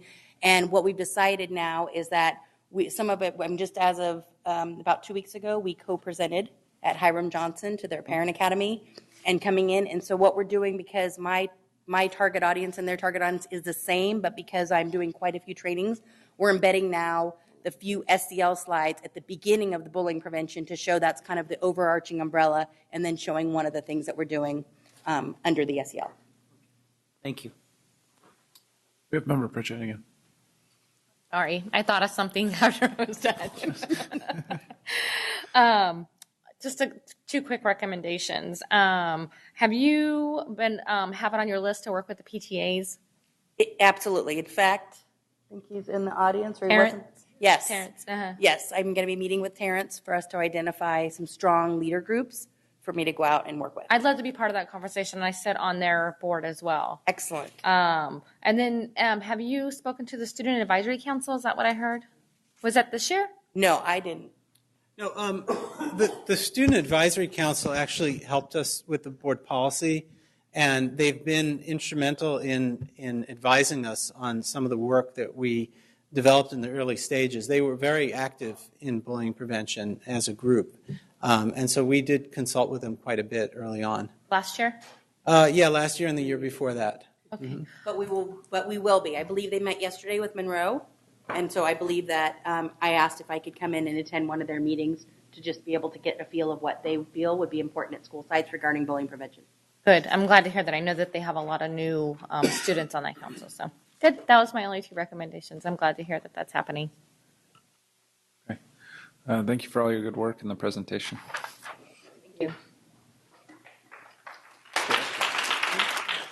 We have item 10.3, lesbian, gay, bisexual, transgender, and questioning youth supports, transgender and gender variant students board policy. It's a conference first reading with an action anticipated on December 19th, 2013. 10-minute presentation, 15-minute discussion.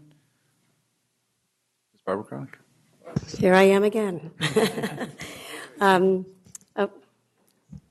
I'll wait till superintendent comes. Say hi No, to I can him. say hello.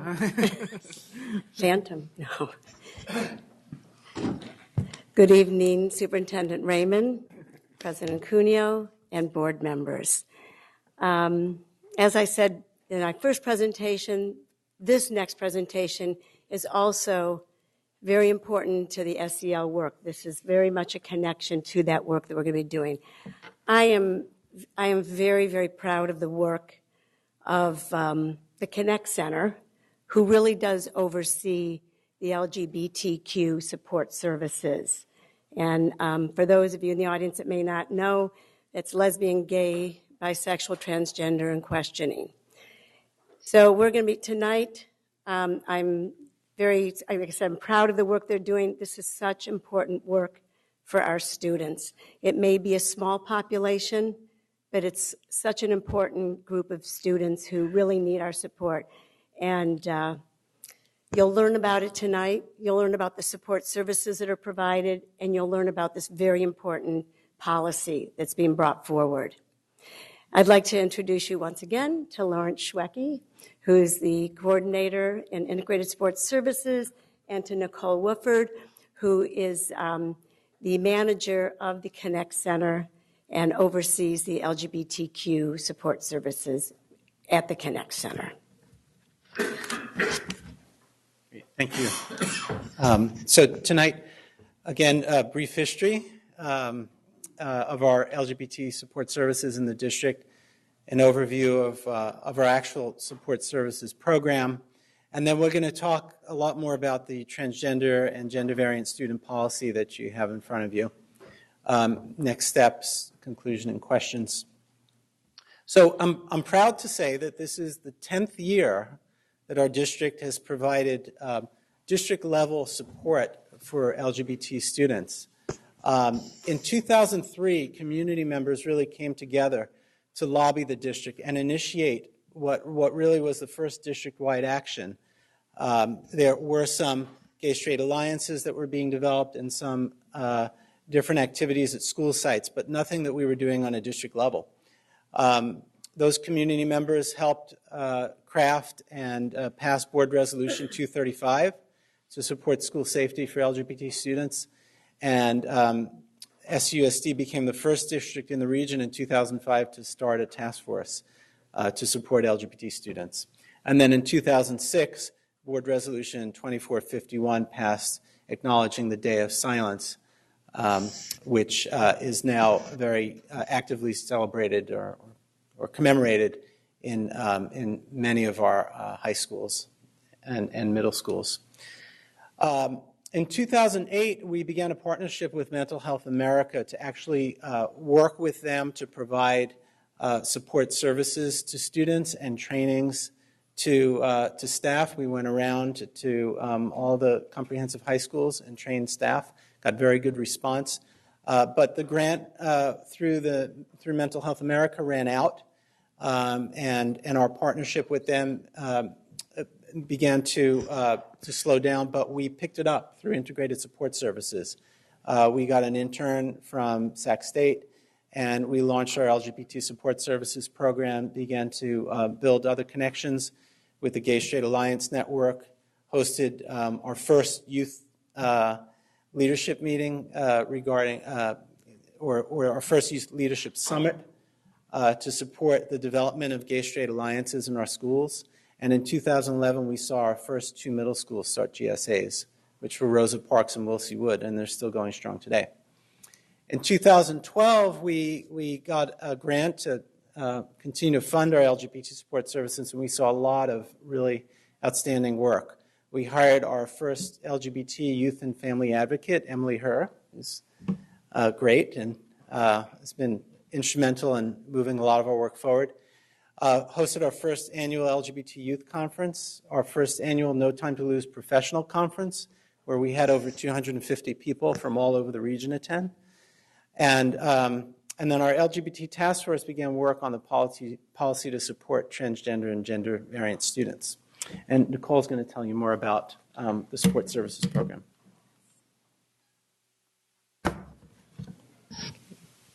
Good evening, board. I'm Nicole Woolford. I'm the manager of the Connect Center. So I'm very tall, so this is a little low, a little low for me. Can everyone hear me? Okay. So I'm very, very proud of the work that we're doing through the Connect Center for our LGBTQ students. And I know you've heard that before, but one of the things I really want to talk about is the importance and just the magnitude of the work that we're doing in this district for a group of students that is highly vulnerable. It is a very small group, but a very significant group for us, and very important that we step forward and really advocate and support these students' needs. So since 2010, our LGBTQ support services program has provided support and assistance to more than 250 LGBTQ students and their families. We try to provide support that is comprehensive, that doesn't just target whatever the presenting issue is, but really to be able to wrap around support to whatever that student and the family needs. So again, these cases, when they're referred to us, these students are managed by the Connect Center. And as I was saying, we provide a comprehensive range of support, again, not only to the students and to the families, but also to the schools who, from our experiences, are quite often unprepared to handle or to know how to manage the unique needs that these students have. So what you're looking at is our list, our range of services that we provide through the Connect Center. And one of the largest services that we provide is our case management program, or case management services. What that means is that a student will be identified at a school and will be referred to us with a variety of needs identified, particularly if they are an LGBTQ student. We will work with that student. If the student is open or out, we will also be able to work potentially with the family, with the parents or guardians, and we will be able to work with them to connect them to both district and community resources to be able to help meet that student's needs. And we will follow them and track them until those needs are met. So that's our case management program.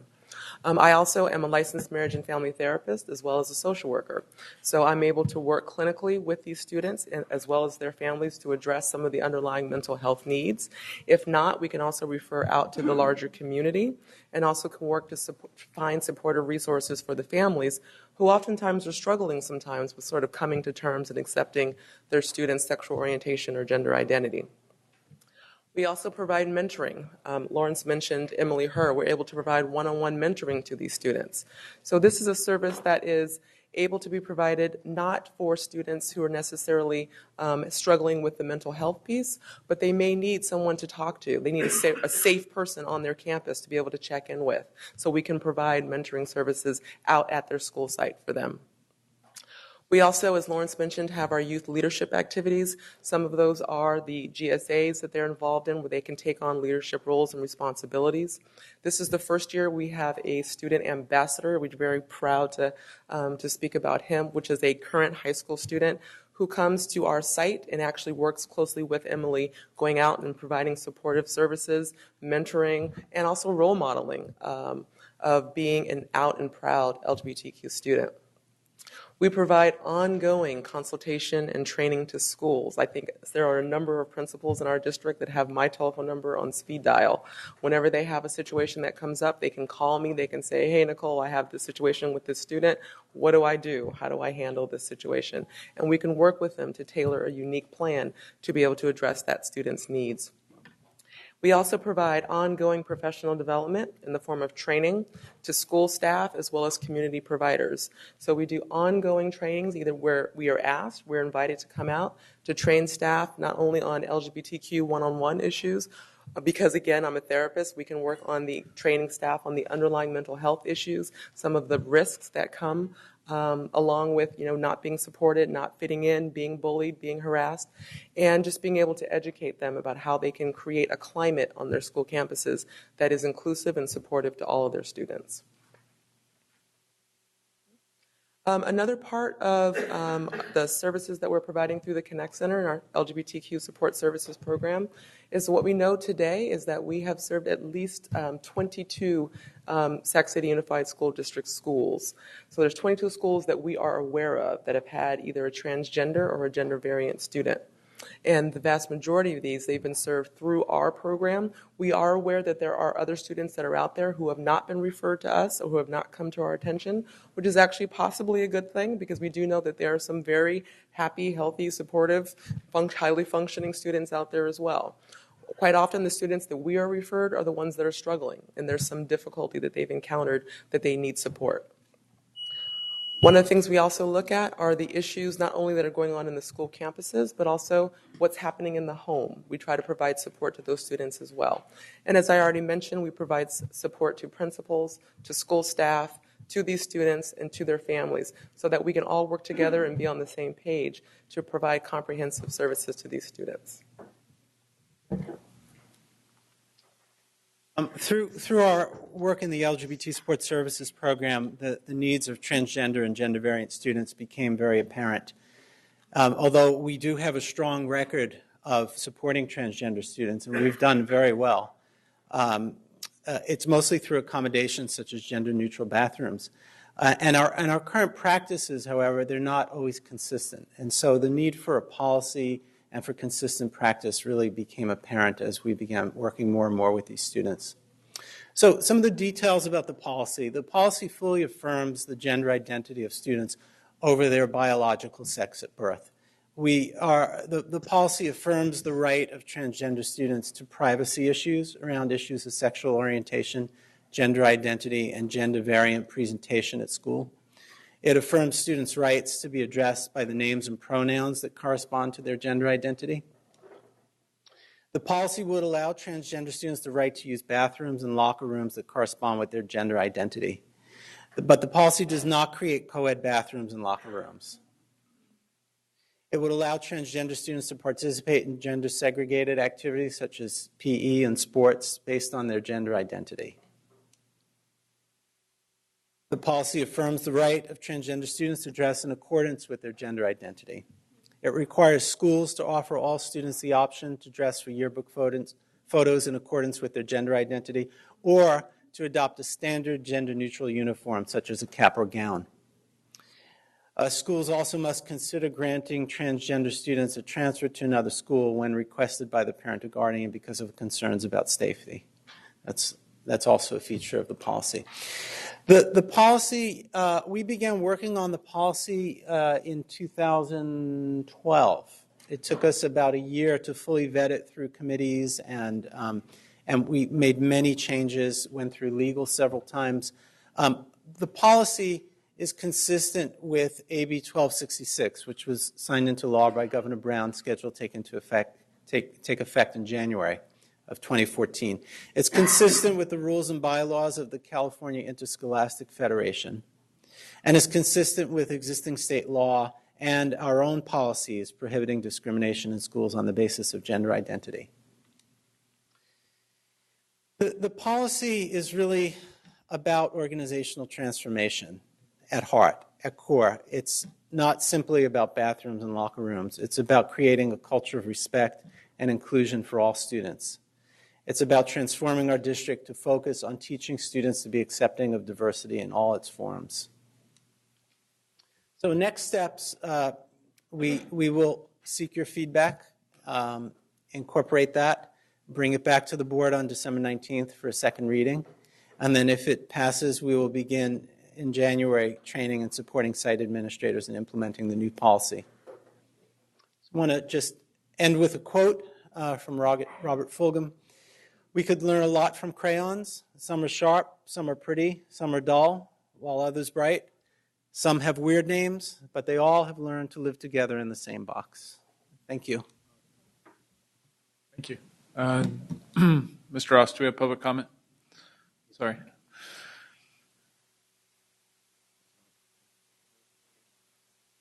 We have 9 public comments on 10.3. The first 5 comments are from Paul Curtis, Mary Helen Doherty, Karen Savage, Ben Hudson, and Rachel Hudson. Thank you for being patient, Mr. Curtis. Good evening again, and sorry for the misunderstanding before. No problem. I'll skip the rest of my introduction. Suffice it to say, I've been really involved in this community for a long time at a lot of levels, but especially on the LGBTQ youth issues. I'll just note first that this board in this school district has taken a strong leadership role for a number of years in support of the LGBT students that you all serve, and you're to be commended for that. It's been incredibly important, and this district serves as a shining example to the rest of the region on how to do it right. I've worked with a lot of school board members from other districts, and I can turn to them and say, you just got to check with Sac City Unified. That's where the leadership comes from, and it's really important what this district and this board does. With respect to the transgender student policy, it's incredibly important for our transgender students in the district. With regards, I'll give you just one example recently with AB 1266 that the governor signed into law. I've spoken with some of the people out there that have been trying to get the signatures to repeal that in the referendum. Not a one of them has known a transgender student. They're speaking from ignorance and fear. They're making claims that are absolutely baseless, that students will pretend to be transgender so they can just sneak into the opposite sex bathroom. No student's going to do that. The horrific discrimination that transgender students face is just awful. No student's going to pretend to be transgender just to try and sneak into an opposite bathroom. It's not going to happen. So I urge you to, when you listen to those who are going to oppose this, to keep in mind that any of them won't have ever known a transgender student, are going to speak from fear and ignorance. And it's important to keep all of that in mind. And I urge you strongly to support this policy. It's really important. Thank you. Thank you.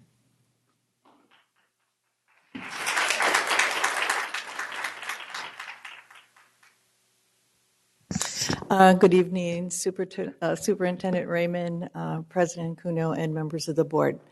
My name is Mary Helen Doherty, and I've been one of your long-term members of the LGBTQ task force. And in that service, I'm representing the LGBTQ supportive faith communities in our region, which there are a large number of. I could share with you at least 60 faith leaders and congregations that stand with you and stand with us in respecting the inherent worth and dignity of all of us. So, but I've come here in the spirit of the season, and I must tell you, you're on my gratitude list. And Thanksgiving is just around the corner. And when I get a perspective of gratitude, it kind of helps me put things in their proper place. I'm very proud of the work that the district has done. You are leaders in this work. We will do whatever we can to continue to support you, to stay on the path that you are on. I want to give a special shout out to your staff. You should be very proud of Lawrence, Nicole, and Emily. Their creativity, their leadership, and their great support of the community is outstanding. And I'm just proud to be a part of their team. So there are some principles in this document that is the policy for transgender and gender variant youth that are sort of my core principles as a person of faith. And they have to do with respect, inclusion, and that consistent practice of treating all that they are children of God. And this opportunity, the opportunity to learn and to be supported in the environment. And this is what our district stands for, and I hope you will stay the course and do the work you need to do to support this policy as well. Thank you very much. Thank you.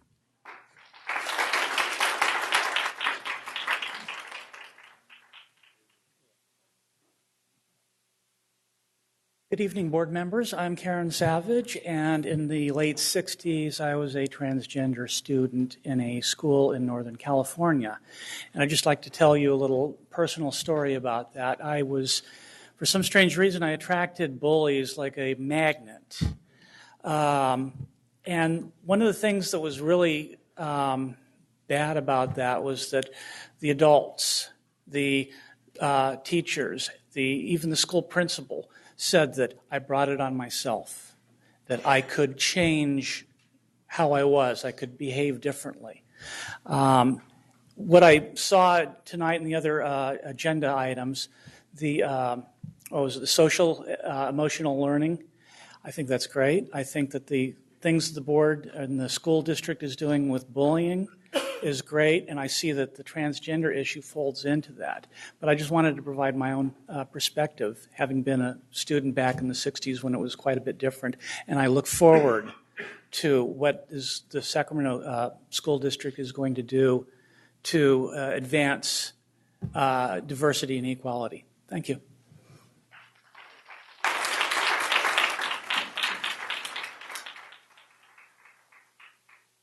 Hi, my name is Ben Hudson. I'm the Executive Director of the Gender Health Center here in Sacramento. We provide mental health services to about 2,000 individuals a year on a sliding scale basis. Anyone can come to us for any reason, and we specialize in gender identity.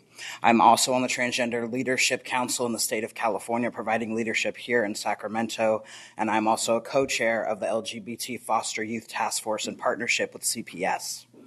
I'm here today to talk to you and tell you that in 2011, AB 887, the Gender Non-Discrimination Act, was signed into law in California to clarify that gender as stated in California's non-discrimination law does include gender identity and expression. In October of this year, AB 1266 was signed into law to further clarify that when the original non-discrimination laws do include access to restrooms, locker rooms, and sports teams for our children in schools, the Sacramento City Unified School Board should not need further clarification from the state or anyone as to their obligation in providing a safe school environment for every student. In fact, in 2012, CIF, the California Interscholastic Federation, which oversees interscholastic sports competition in California, implemented their policy stating that students shall play on the sports teams that correspond with their gender identity. In fact, even the NCAA, which regulates sports on the college level, has a similar policy. Clearly, those student athletes are using the restrooms and locker rooms that correspond with their gender identity as well.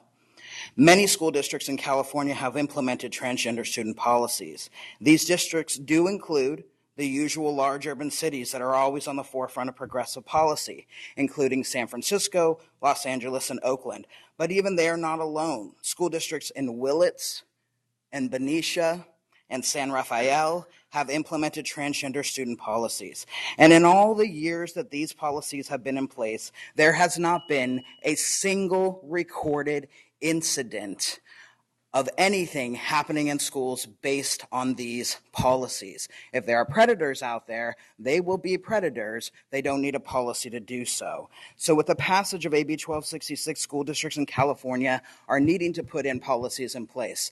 You have a head start. We've been working on this for 2 years now. Please do the right thing. I'd like to lastly say that I have been in administration, in vice principals' offices with students in this school district routinely. Those vice principals are happy to do what's stated in this policy. They just say, I need some direction from my administration as to how to do this.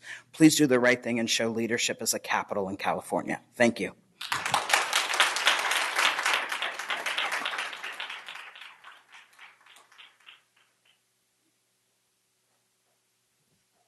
Hi, good evening, board. My name is Rachel Hudson. I'm a community member, and I facilitate some groups that deal with transgender youth and their parents. One called Trans Families, and I used to do a SOFA-T group as well. So I know the concerns that parents have for their transgender children in school, as well as the transgender students themselves. Being a trans woman, I've experienced them this as well in school. So I know that the main concerns that a lot of parents have is that for their student is that they want them to get a fair education, they want them to be treated properly, and they want them to be able to attend the programs that they want to attend, as well as their safety. These policies will ensure all of those things. So that's why I support the policies. Thank you.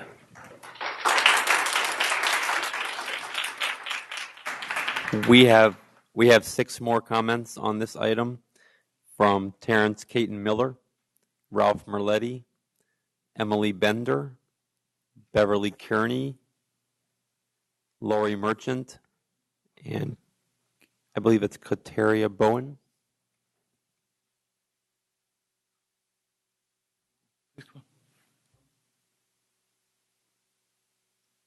I'm Terrence Katon Miller.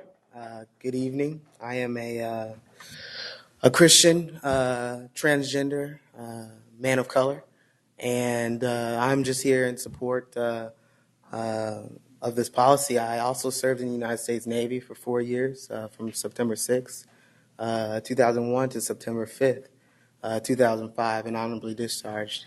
I served under Don't Ask, Don't Tell as a lesbian. And that was extremely stifling and hindering to my maturity and growth as an individual. I later found out in life. I also worked as a special instructions child development counselor at a residential facility for children with severe mental health disabilities. And I saw the same sort of stifling that I felt amongst those children who identified as lesbian, gay, bisexual, transgender, or did not yet know the words to identify themselves. So I just wanted to share that point of view with you all. And thank you. Thank you.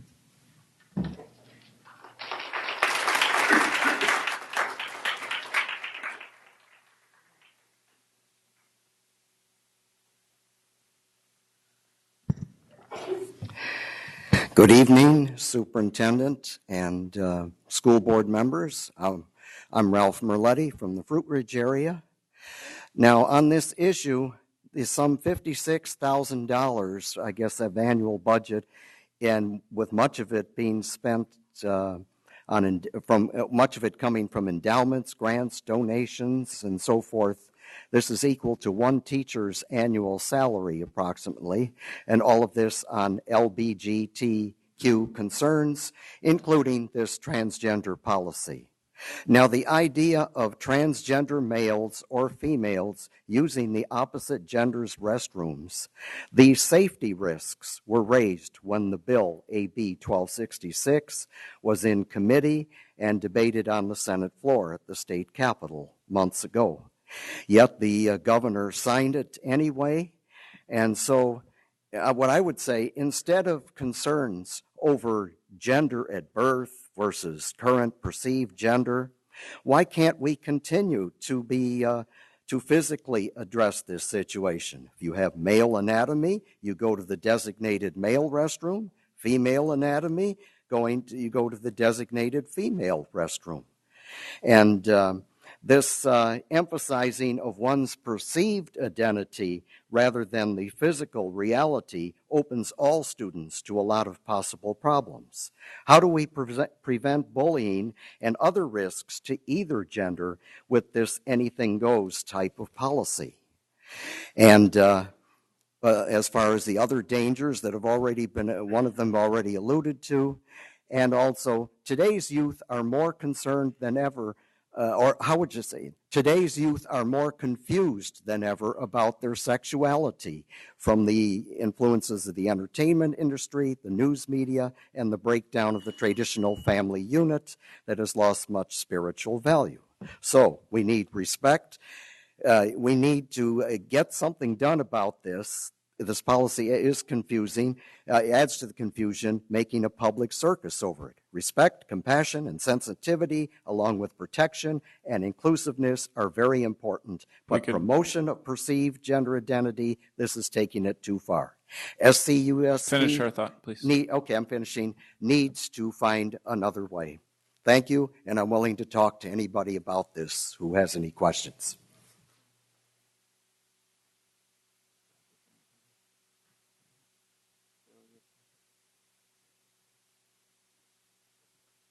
Do we have the next speakers? If the speakers could line up. If our next four speakers can please line up. Emily Bender, Beverly Kearney, Lori Merchant, and Katara Bowen. Good evening, everyone. My name is Emily Bender. I am a community organizer. I'm also the program manager for the South Sacramento Coalition for Future Leaders. a coalition focusing on youth development in the South Sac area. I am very highly involved with the school district. I sit in on a lot of the task forces that are related to LGBT youth, including the Foster Youth Task Force, the Homeless Youth Initiative. I'm a long-term volunteer with the Gay and Lesbian Center downtown. I've been an adult advisor for the youth group for 11 years. Yeah, so that's basically my resume. But I wanted to say that I am here to support the transgender policy. I've worked with a lot of youth, transgender, LGB, straight allies, different, hundreds, thousands of different types of youth. And I think that it's about time that we find a way to really treat all students equally and give them the protection that they deserve. There are a lot of there's a lot of confusion as to what this policy really means, and I just wanted to make it clear that it's not co-ed bathrooms. It's allowing a student who identifies as male or female to use those restrooms in a safe environment. So thank you, and I'm willing to answer any questions too.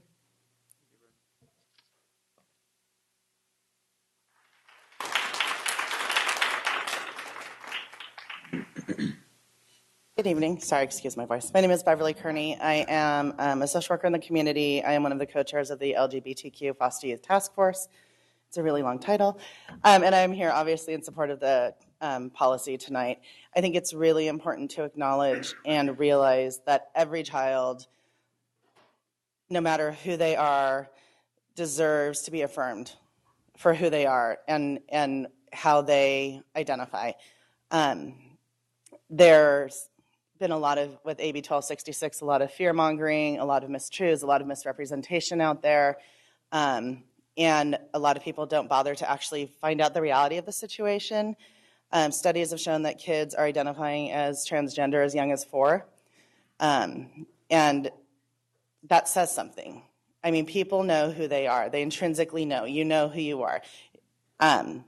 I think it's really important to please look at some of the research from Caitlin Ryan's Family Acceptance Project, which shows that even that the degrees of acceptance and affirmation of family can reduce risks of substance abuse, mental health issues, and acting out behavior, suicidality in kids as they age significantly depending on the level of affirmation that they receive. And I think that holds true for communities in general. So I just wanted to express my support for the policy. Thank you.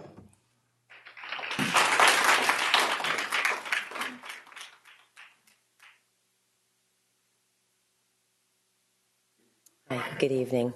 My name is Lori Marchant, and I actually participated in the No Time to Lose conference as one of the parents.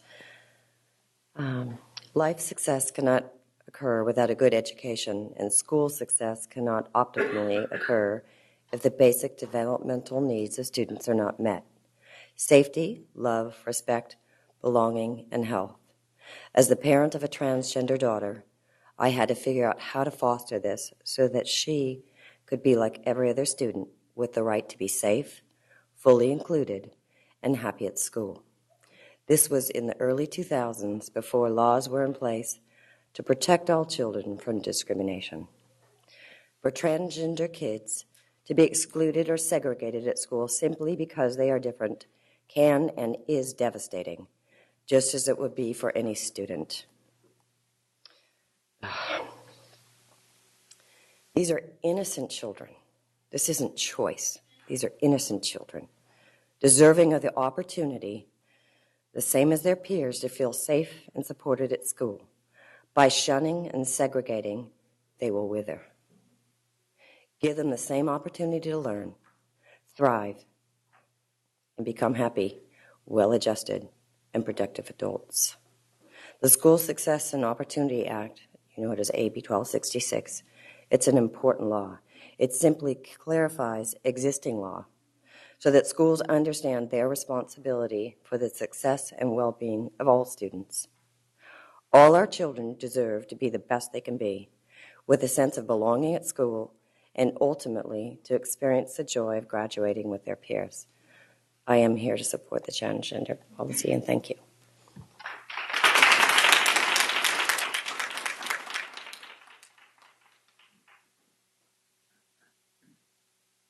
Good evening. I'm Katina Bowen, and I'm the mother of a 12-year-old transgender student currently in 7th grade in this very district. All students should have a fair chance to succeed in school and graduate with their classmates. Transgender students and their parents just want the same opportunities to succeed in school as any other student. As it was mentioned earlier, LAUSD and other school districts have successfully implemented policies to ensure transgender students are able to fully participate in school and have not encountered any problems. Our families and communities thrive when schools give all students the chance to succeed.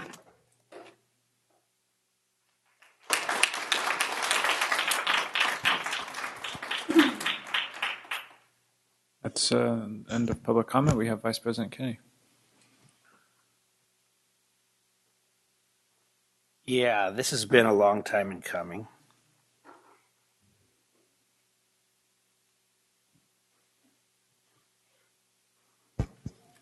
And this means a lot. This is probably one of the most important things that I've been a part of being on this board for the last 5 years.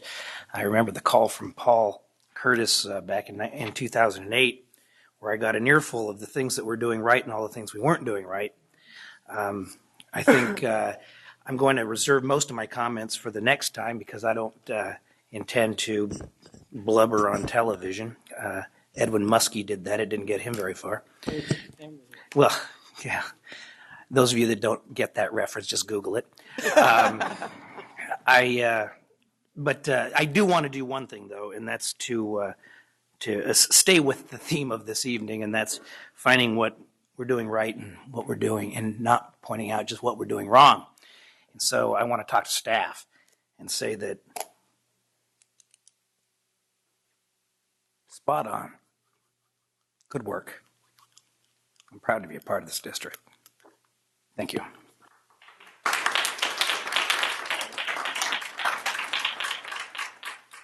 Member Pritchett.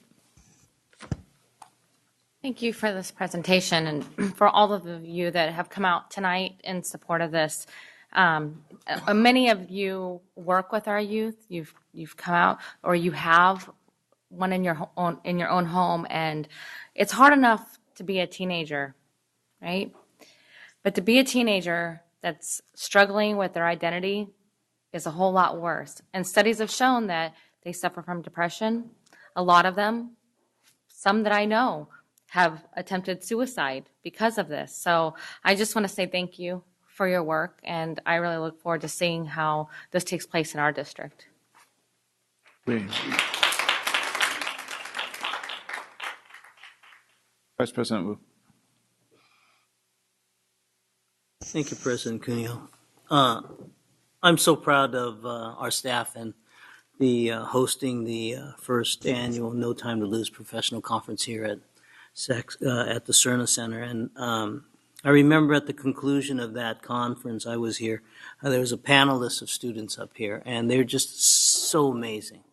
And it is a relief to see how relaxed they can be made to feel because we are embracing and allowing them to be themselves. And the young man who is our student representative, I was so proud to be able to stand with him on the west steps of the Capitol on October 1st when it was the kickoff for the National Anti-Bullying Month. And he told his story, and it was well felt throughout the crowds. And I'm so glad that Sac City Unified is taking the lead in this.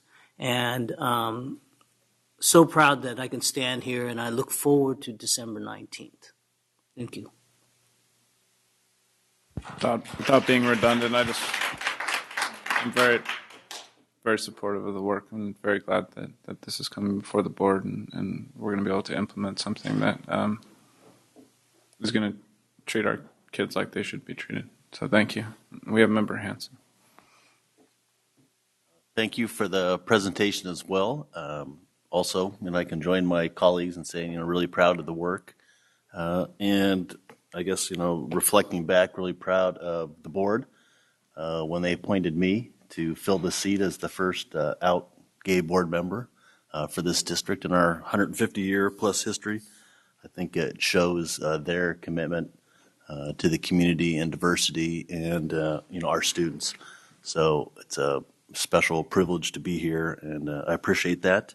I know I was really struck by the respectful discussion that happened tonight. This is an issue that's really hard, that can obviously veer right off track.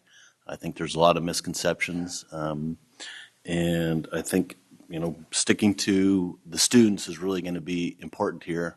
I'd ask the people that came and spoke this evening that it's important to come back on December 19th when we actually make the final vote and decision. Your voice is such a great one to hear. And remember, besides the people that take the time to join us here in the audience, which we really appreciate, there's usually 400 or 500 that are actually watching on TV. So there's a lot of people that are paying attention. So your voice is really important to be heard. I think one of the things that, as I've gotten involved in this and working with all of you, that a person comes out, gay or lesbian or such, when they're a teenage, when they're starting to understand what sexuality is.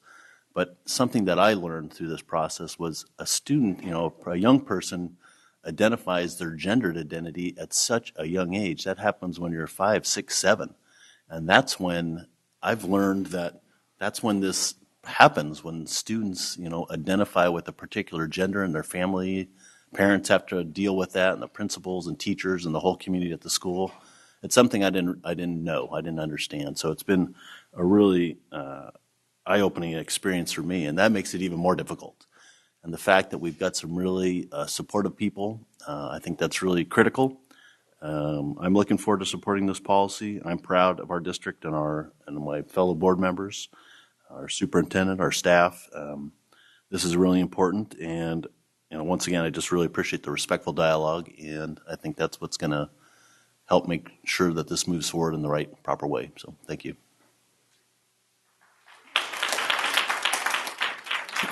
Member Arroyo. Thank you, President Cuneo. And, I just don't need to belabor what everyone has already mentioned, but just wanted to say again, thank you. And just extremely pleased with what this will do in terms of safety for students in our district in general. So thank you very much. And I think everything that needed to be said has already been said. Thank you. Thank you very much. We'll see you on December 19th. Oh, we have one more. I was trying to let Member Hanson have the last word tonight on this, just for the record. Member Pritchett. Sorry. I'm getting text messages from people in my community that I need to ask. So can you tell us what it will look like in our high schools with something like this? What will our locker rooms look like? You're talking about specifically, like structurally, how they look, or how will the policy be implemented at schools? Yeah. Okay. Well, depending upon what the school currently looks like, what this is going to allow the student to do is to be able to use the restroom or the locker room that corresponds with their gender identity. So the choice will be given to the student. And so if they are identifying as male, they will be able to use the boys' restroom and locker room. Okay. You want to remark on that? Wait, does anybody else have anything they want to say? Okay, Member Hanson.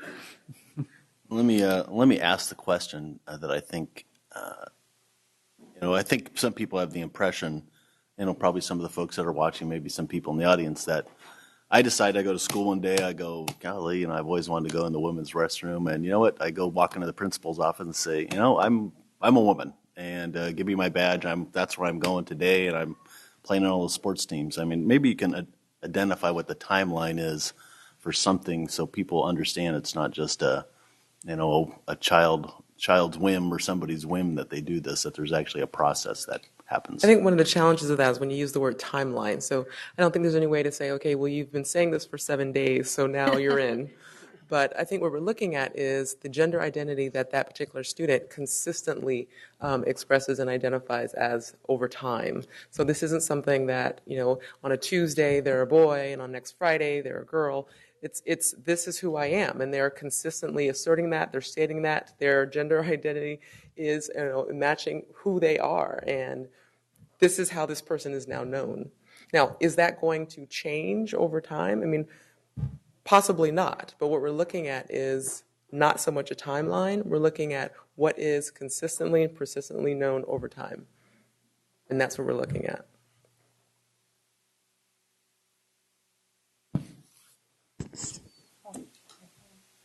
Member Arroyo. Just wanted to chime in.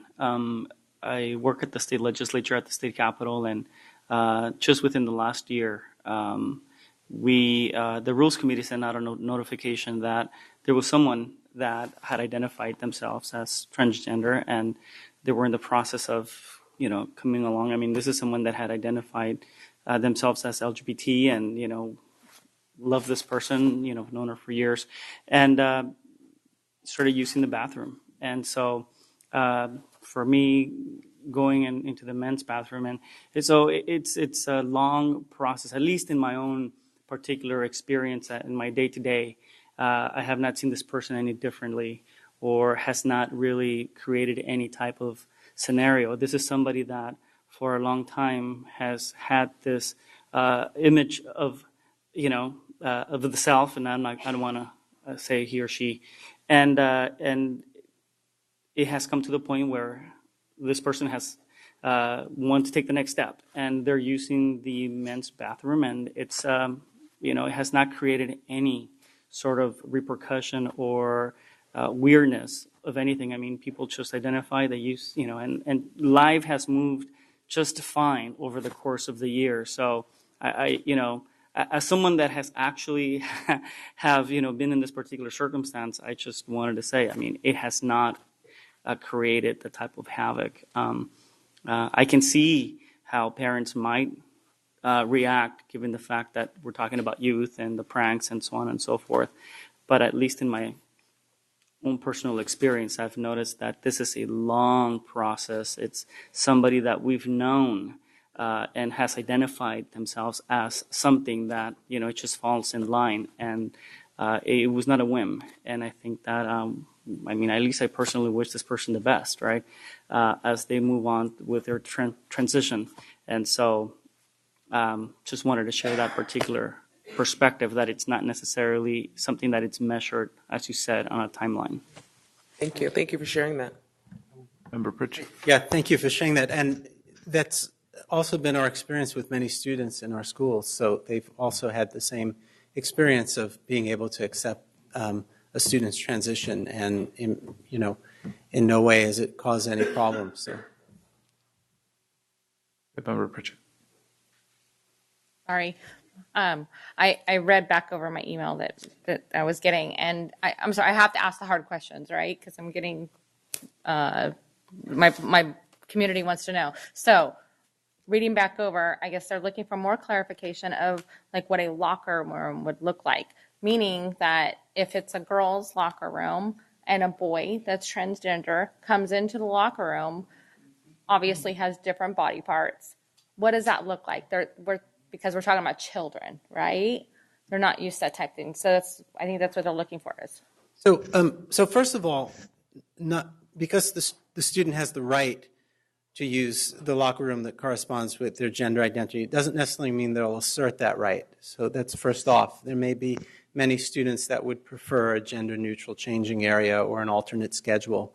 For those students that do, they may have other ways of ensuring some privacy. And so I think it's going to be something we have to look at on a case-by-case basis. I think for the most part, transgender students, like most students, care about their privacy, and they will probably take some steps to ensure that their privacy is safeguarded. And we'll be monitoring that. Yeah, and there are lots of alternative arrangements we can make, and lots of ways that we can work it out. So. Okay.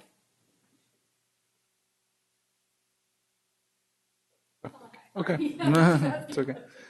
Thank you very much for the presentation. We'll see you in December. Thank you.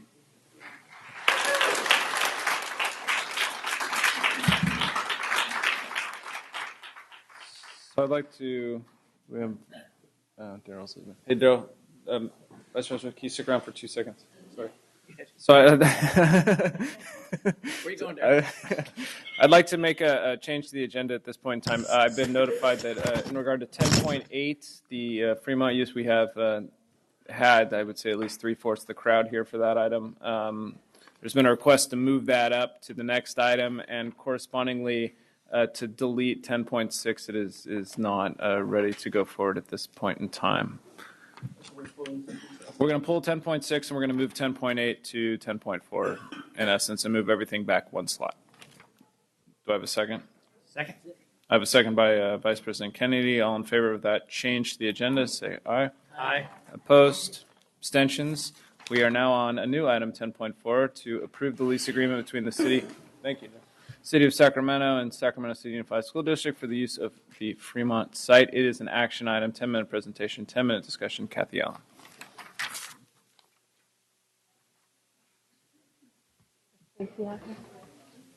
Looking for the rest of the group. Oh, there you are. Actually, use the bathroom soon. There we go. I was looking for Miss Gooder. She's here.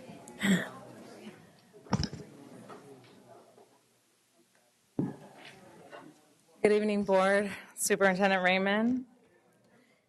Thank you for having us back to, Gail, could we bring up the slide, please? Thank you.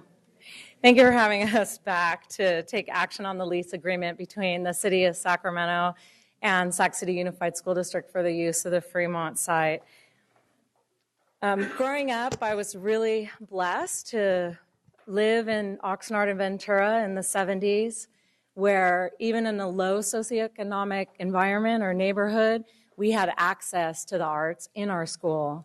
So whether it was playing Gretel in the school play, or playing the tenor sax, or just making dolls out of dried apples, all the students, we had access to the arts regardless of the economic status of our family, so we went home to. Today, with the amount of budget cuts that we've had to education, we've really had to work hard to outreach to our partners so that our students have access to the arts. I'm very pleased to bring this back for your consideration. Staff has worked really hard to develop a process for identifying students and put together a draft program for the first year of the lease. And following the board meeting on October 17th, we did meet with the various groups from the studio's operating company to discuss what that would really look like, and we'll be bringing that forward to you today. We have made much progress, but we will continue to work with our partners to collaborate on what this looks like after the first year of implementation. Tonight, we'll start with the overview of the collaboration. And then we have Ms. Stacy Bell, who will discuss our stakeholder involvement, along with Gail Carrick, who will share with you our first year. We also have Richard Rich here, who is the president of the board of the studio's operating company, and Rebecca Bitter, who is the program manager for the Convention, Culture, and Leisure Department of Sacramento City.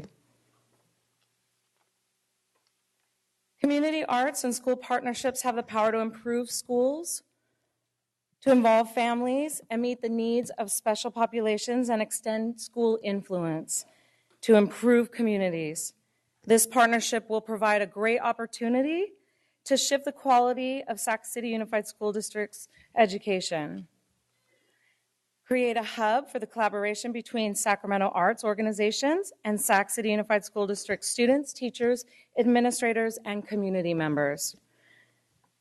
It will also establish a place where teachers can bring their students to experience art, where teachers can learn how to integrate or expand art instruction, and where teachers can access resources to bring to their classrooms. And bring Sac City Unified School District families in contact with the arts. and provide opportunities for stakeholders to continue to engage the arts community in meeting the needs of Sac City Unified School District students. Our partners in this collaboration include the Sacramento Ballet, the Sacramento Opera, the Sacramento Philharmonic, and the California Musical Theater. We will engage with our partners both at the Fremont site as well as locally at our school sites. These advantages include summer programs, career internship opportunities, which improve student success by developing 21st century skills, and free attendance to performances for our students and families, as well as scholarships and subsidies that provide rare opportunities for students to interface with professional artists. I'd now like to introduce Stacy Bell to come up and talk about our stakeholder involvement and our student selection process. Thank you. Good evening, President Cuneo, Superintendent Raymond, members of the board. Want to talk a little bit about stakeholder involvement. So we are fortunate to have an infrastructure already developed that will allow us to access a large group of stakeholders to help define what this programming will look like. The District Fine Arts Training Specialist will recruit a committee of interested stakeholders from the groups listed here. This committee will meet monthly and help develop a long-range plan that will provide fair and equitable access to the advantages offered through this partnership. The stakeholder group will work to determine gaps in district arts programming, identify underserved populations. They will also help develop desired student outcomes, assessment measures, as well as create application and assignment procedures, and finally outline desired programming and projected growth over time.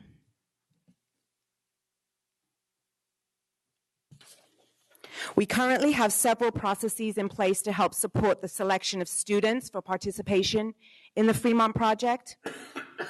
As you know, our Youth Development Support Services Department focuses on supporting the whole child, whole year model by offering expanded learning programming, as well as student, family, and community engagement through a number of different programs and initiatives. We will include this project as part of our District Summer Matters recruitment to ensure equitable access for students into the summer camps. We will also charge the stakeholder group with helping identify additional strategies for engaging students. Free event tickets are also part of the services sometimes offered to district students through our Youth Development Department as part of both our foster youth and our expanded learning programs. Currently, when we distribute donated tickets, we identify sites with limited resources and/or where students have limited access to events. Sites then determine how to distribute those tickets, oftentimes as incentives for positive attendance or behavior. Our Linked Learning Department offers a promise to provide students with opportunities to learn through real-world experiences that complement classroom instruction. The Studios Partnership will work closely with our visual and performing pathways, such as the Arts and Media pathway at Rosemont High School, the Visual and Performing Arts pathway at Luther Burbank, and the Hiram Johnson Corporate Business Academy. At this point, I'm going to ask Gail Carrick to come up and talk about how we envision the scholarship funds and subsidies portion of this partnership to work for the first year.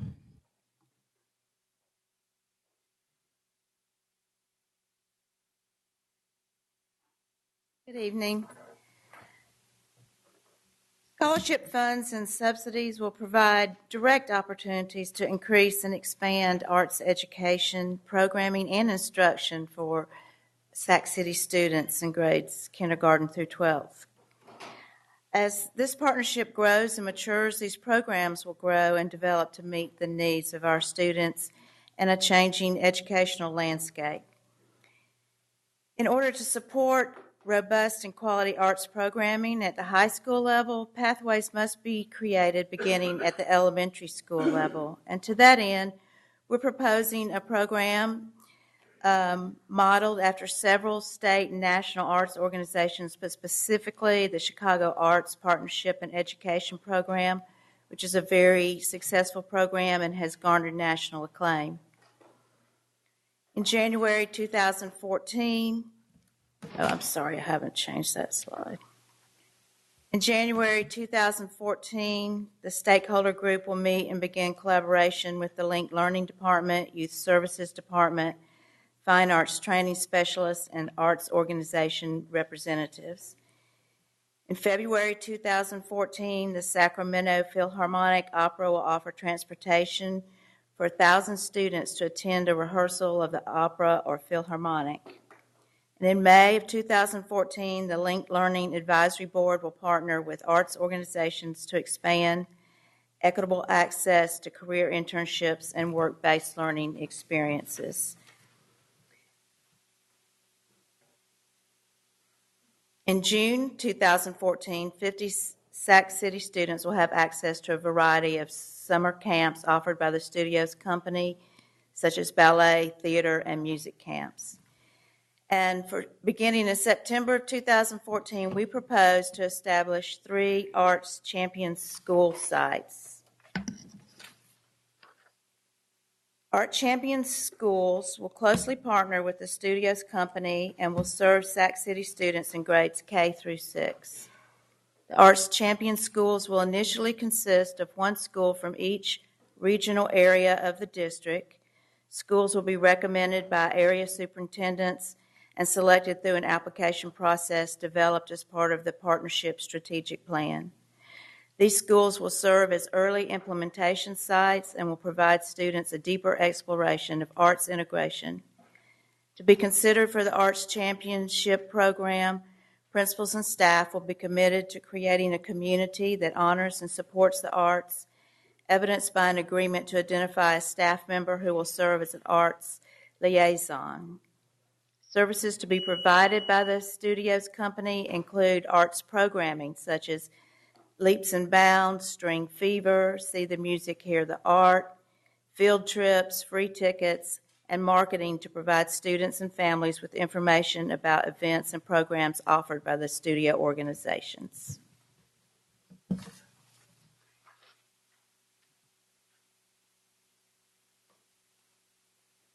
My musical chairs here.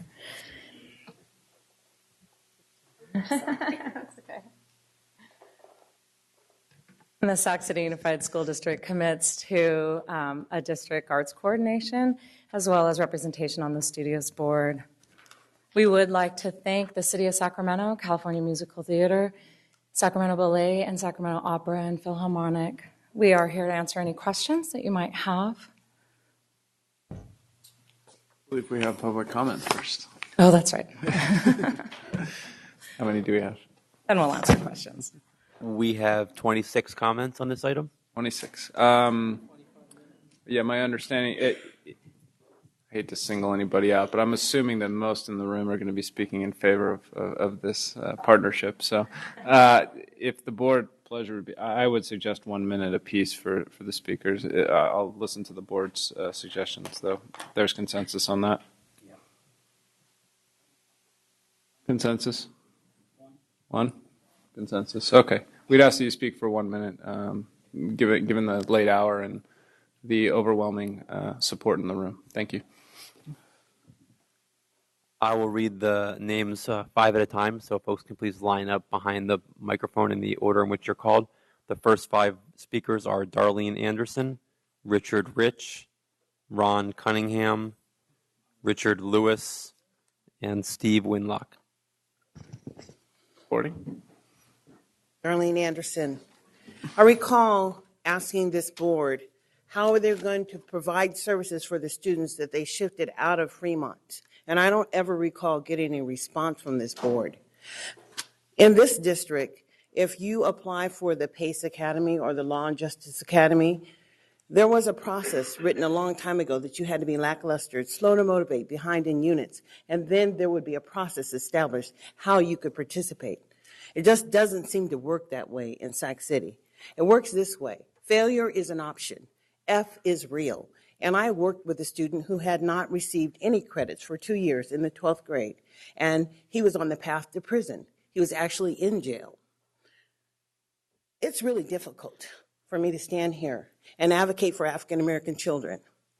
150 years out of slavery, Most students, African American students in this district, are still enslaved simply because they do not get a proper education. I have been in this district for a number of years, and I'm the only one on the other side of this. You had 15 minutes, but I'm on this side and not for the. And so what I'm saying is it may be a great process, but simply when you move dollars from one segment of the population to another segment, and then the segment that you took the dollars from is not even represented in the room, shows me that you could just basically care less. The failure in Sac City and the number of African American kids that are failing is truly real. In the 8th grade, when you have students. We could finish, please. In the 8th grade, when you have students and you know that they're failing, you move them to an alternative program for them to collect credits. And this is criminal to me. But, you know, as a sitting board member, it should be criminal to you, too.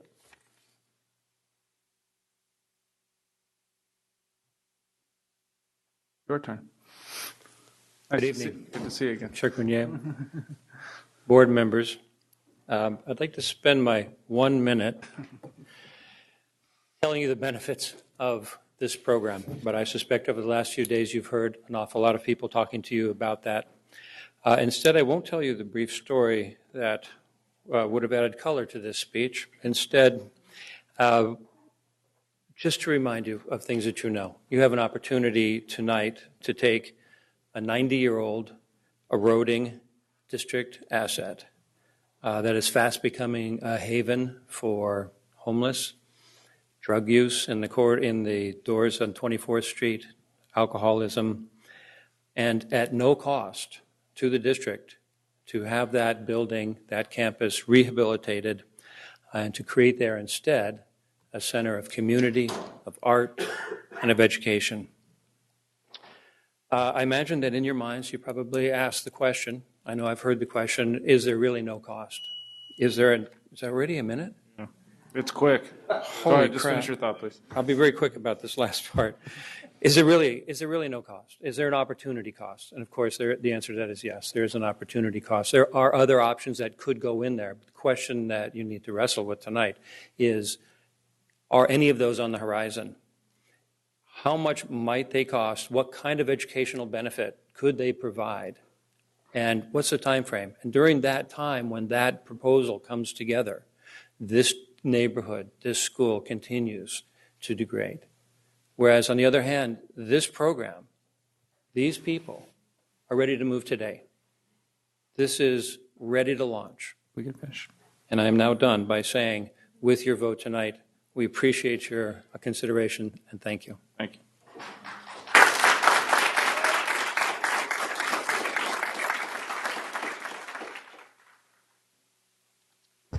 Hello, board members. With my 1 minute, thank you for having us here. I'm Ron Cunningham, the artistic director of the Sacramento Ballet. I just wanted to take a moment to tell you what we already do in the district, your district, the Sacramento district. The Sacramento Ballet, we're recognized nationally for our artistic quality, but we're much more than tutus and point shoes. For the past 6 years, our Leaps and Bounds immersion program at William Land, Language Academy of Sacramento, the former Washington Elementary, and now the John Bidwell School have blossomed when those students are matriculating into our regular program. We are at the Title I Thomas Jefferson School. We work with the Any Given Child program, a Kennedy Center initiative, reaching 1,000 children a year. We invite approximately 1,000 children every year into our studio to view rehearsals, participate in interactive activities. Through our Send a Child to the Ballet program, we send over 3,000 children to the theater with free tickets. Our Nutcracker incorporates 500 children, local children of all diversity throughout the district every year. We have a 25-year relationship with the Crocker Riverside Elementary School, a 17-year relationship with the C.K. McClatchy High School, and a 5-year relationship with the elementary school in Hollywood Park, and we visit other schools as well. We visit Shriners Hospital, Boys and Girls Clubs, the Children's Receiving Home, McKinley Park Library, and many others. In addition, we make ourselves available to other nonprofit organizations to help them with their funding. Most recently, we appeared at a benefit for the St. John's Shelter for Children. So the future home of the Sacramento Ballet, the Opera, and the Philharmonic and CMT is very important, and respectfully, we hope you will vote in our favor. Thank you.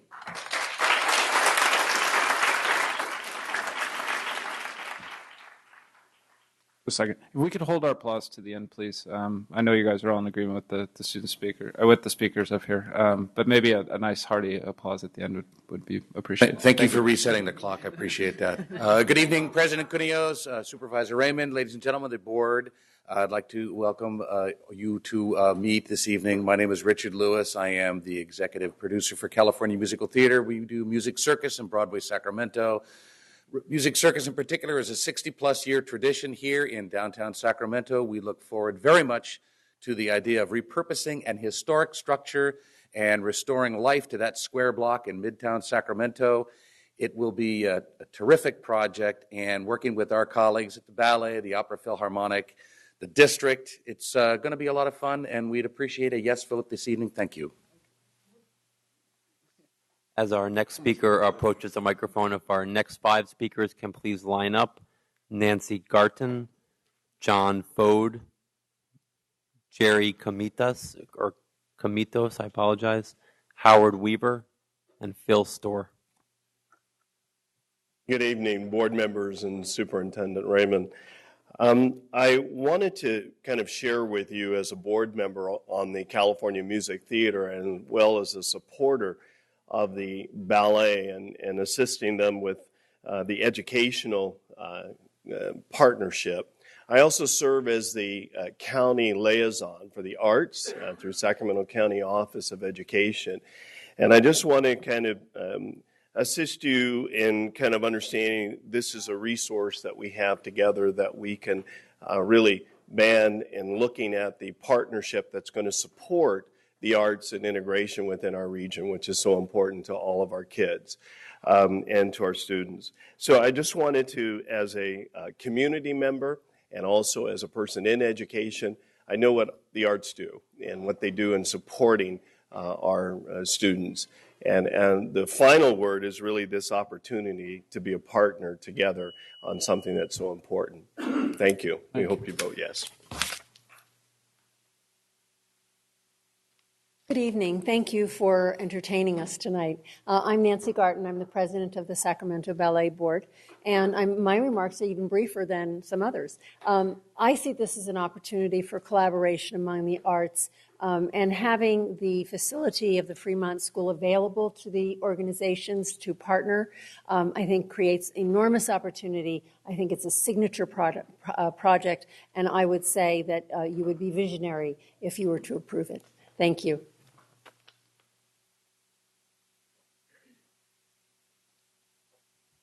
Good evening, Superintendent Raymond, President Cunio, and the board. My name is John Fode. I'm with Rudolph and Slatna General Contractor in Sacramento. By way of introduction, I moved up here in 1990, with the company. My first job was the restoration of the Sacramento Library. We've since restored the Crocker Art Museum, and we're currently working on the Sacramento Valley Station restoration. We've been working with Richard and his team for well over a year now on this project. And I want to say what the studio operating company is going to do for your school. They're investing a significant amount of money if this project moves forward. They're going to retain the historic fabric of the building, 1926-28 building, 2 buildings built over those 2 years. New mechanical electrical systems. They're going to add fire sprinkler systems, accessibility upgrades, structural upgrades, which is a significant amount of money to make this project move forward. And having spent a lot of time going through the building, if something's not done with this facility soon, the continued lack of use and lack of repair is going to cost more and more money in the future. This repurposing is only possible because we're doing it under the same building use and occupancy. Another building use and occupancy would require new code upgrades, which, in my opinion, having been there, would be cost prohibitive for a reuse of the building as it is today. Thank you.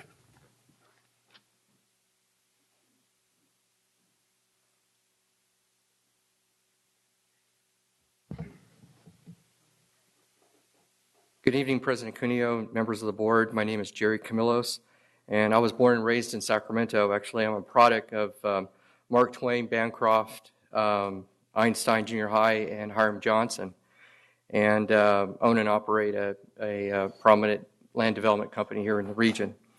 From 1992 to 2000, I served as the Sacramento Metropolitan Arts Commission and its chair for 4 years. And this is an extraordinary opportunity.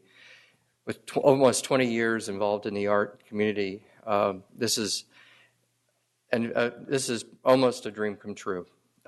This is an opportunity to collaborate education, the district, the kids, and the arts all in one package. This board has choices. It could sell it, it could hold it, or you can lease it. Selling this legacy asset doesn't really make a whole lot of sense. Maintaining it is costly and creates liability. But having a tenant committed and obligated to bring this asset from a state of disrepair to a functioning, contributory, and symbolic facility is incredible, especially the overlay of the commitment and the program. So I encourage this board to fully support the lease agreement presented to you this evening. And I think this is a legacy that and partnership that 40 years from now we'll look back and or generations will look back and say, this is a great opportunity. Thank you.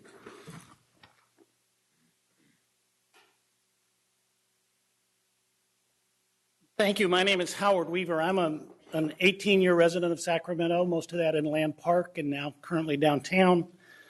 I retired a few years ago after my 30 years with the McClatchy Company is how I got into Sacramento in the first place.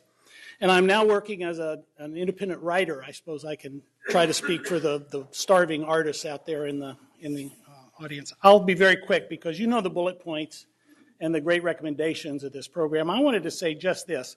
We don't know tonight what job skills are going to be valuable 10 years from now. But we do know that healthy intellectual habits and a rich cultural grounding will always be valuable.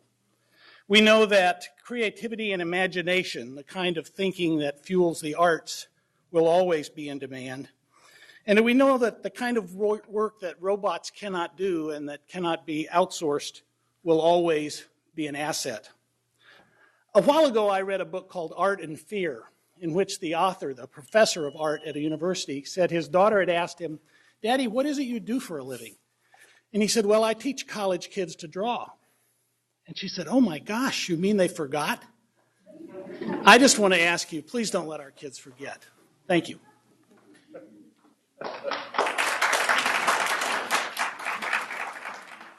As our next speaker approaches the microphone, if our next 5 speakers can please line up. Sarah Neville Morgan, Kristen Margolis, Maria Harrington, Liz Coleman, and Catherine Arostagini.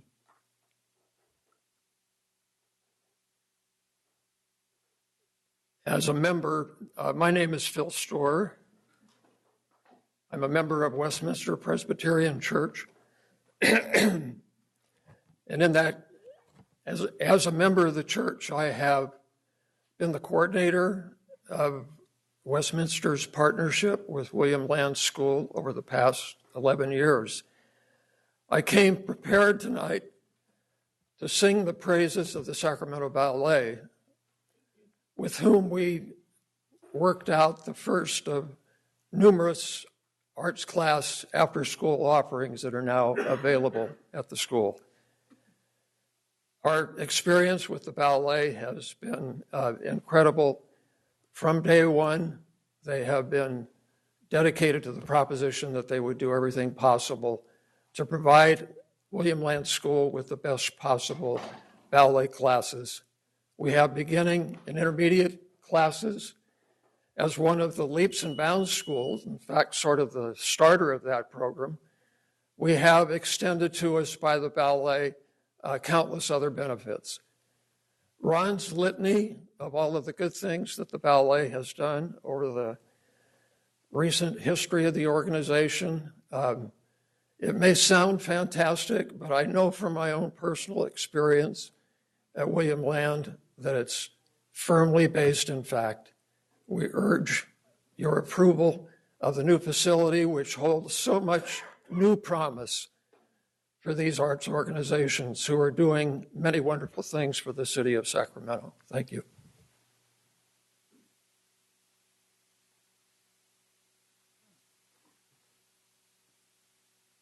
Good evening, Superintendent and school board members. My name is Maria Harrington. In 1977, when my mom came here from Mexico, the Fremont School gave her a path to success in this country. She took ESL courses and received her GED. 13 years later, she finished her BA and taught for 20 years here in the Sacramento City Unified School District. It was so sad to see Fremont School close its doors after being a beacon of light for so many years. I own Casa de Español in Midtown, and by voting yes for the Center for Performing Arts, you will be voting to continue its legacy as a center for education for years to come. So please vote yes.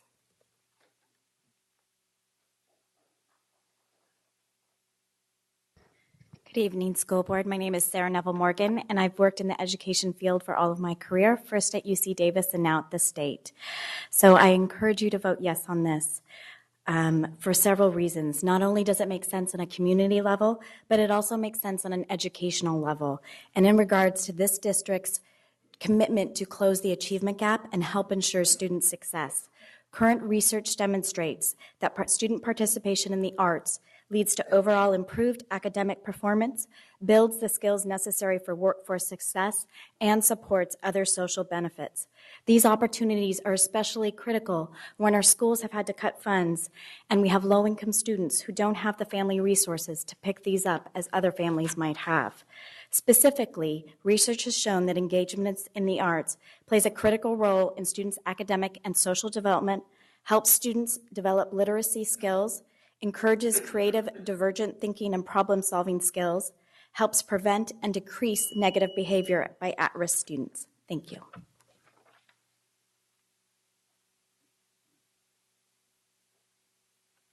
Good evening, school board. My name is Liz Coleman, and I've been a public school teacher in the North Highlands area for 28 years. And from my own experience with my own children, they can never get enough of the arts.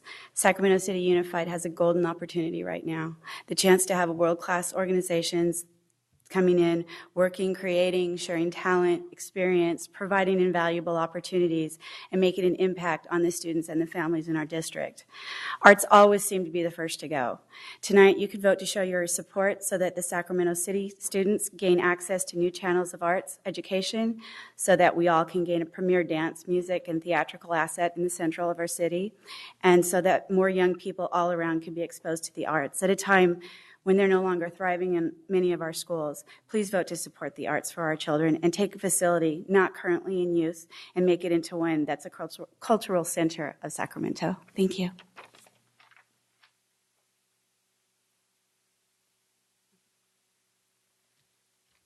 Good evening. It's an honor to be here. My name is Kristen Margolis, and I'm here on behalf of the Sacramento Ballet, and also all the other organizations that we're talking about today. I work at the California Arts Council, and I have for the last 15 years. I oversee their legislative affairs, and I've worked in their Artists in Schools program for many years. I also run a national program for the National Endowment for the Arts, reaching about 40,000 students throughout this state. So I know a lot about arts and education. I know a lot about organizations that work in this state and their value. And I know you're hearing a lot about this today, but I want to tell you why these organizations are amazing and what they do in this community. The Sacramento Ballet reaches hundreds of students, far-reaching throughout this community. And Ron Cunningham has an impact that no other arts organization that I have seen in the state has. Same with the California Musical Theater. Bringing these arts organizations together is something that is a huge opportunity that you all have here today. And I really urge and encourage your long-term mission to be supportive of arts education and arts for art's sake. And I strongly urge you to support this initiative. Thanks. If our next 5 speakers can please begin lining up. Sophia Layson, the group of students led by Juliana Morgan, the students led by Sofia Barrios, Marianne Bourgeois, and Maurice Neinstein. Good evening, ladies and gentlemen. My name is Catherine Aristegi. I'm an attorney by day and by night and weekends. I consider myself an arts patron for all of these wonderful organizations in Sacramento. We are so lucky to have them, and we are even more lucky to see them collaborating in this way to bring arts to all the students that wouldn't have it in any other facet of their lives. We've heard lots of wonderful things about all the things that each of them do, but I just wanted to give you a personal story. My daughter is 23 years old now, but when she was 3 years old, I took her to her first ballet, and she absolutely loved it. And we went back to the Nutcracker later when she was 3.5, and she said, "Mommy, I want to be Clara someday." And I said, "Well, then we better sign you up for some ballet classes." So we did, and she ended up being in the Nutcracker for 8 years in a row, and working with Ron Cunningham and Corinne Binda and all the wonderful dancers there who supported her was a fantastic experience. She also got wonderful experiences at California Musical Theater, where she was in 5 productions of The Music Circus. She was also in 2 operas with Sacramento Opera. But that's because my daughter had the opportunity, because my husband and I at the time were very active in the arts, and we were able to take her to these organizations, take her to auditions and everything. Not every child has that opportunity, but they should. So I strongly recommend that you support this initiative so that the arts go to all the children in the community, because it makes a difference. My daughter is now living her dream. She is touring with Mamma Mia. So see her when it comes to San Francisco. Thank you. Was she ever Clara? She was Clara. Right. 2001, she was Clara. Good evening. My name is Sophia Lachin, and I am a very loyal resident of N Street, and I also had the pleasure of being exposed to the arts as a kid, and now am the owner of an art and design business of my own. But I want to talk about my priority of feeling safe in my neighborhood, and after watching this school decline and then become vacant, it has really become such not only an eyesore, but a gathering place for a lot of homeless people, siphoning water off of local businesses, and just kind of causing me to feel unsafe in general. So I just really urge you to use this school, this historical, monumental building, to create a transformative environment that will not feel unsafe and will also be a place where a lot of people can live their dreams out. Thank you.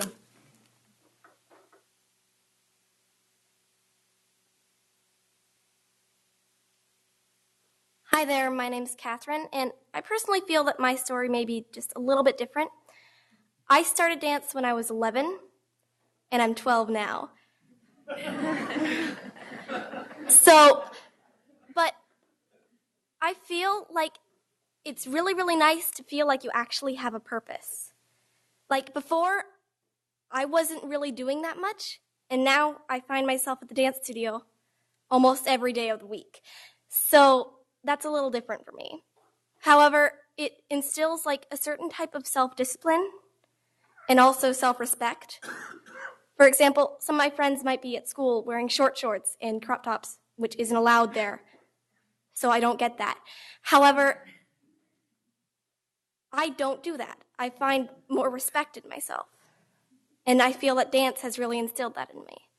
So thank you.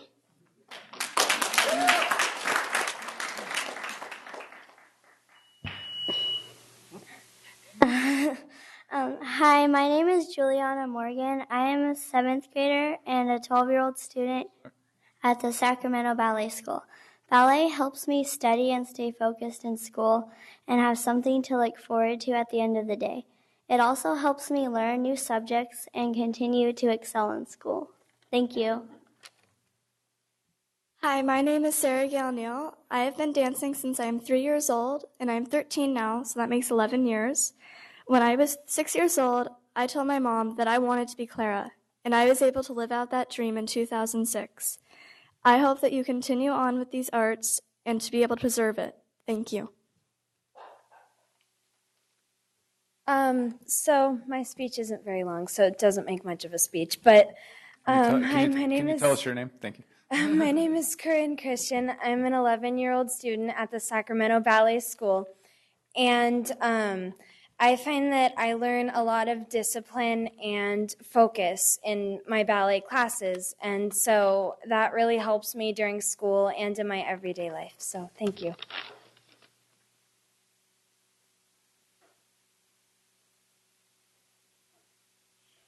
Hi, I'm Marianne Bourgeois, and I'm a school psychologist with this school district. I work basically with high-risk students, and I help support mental health needs in the student population.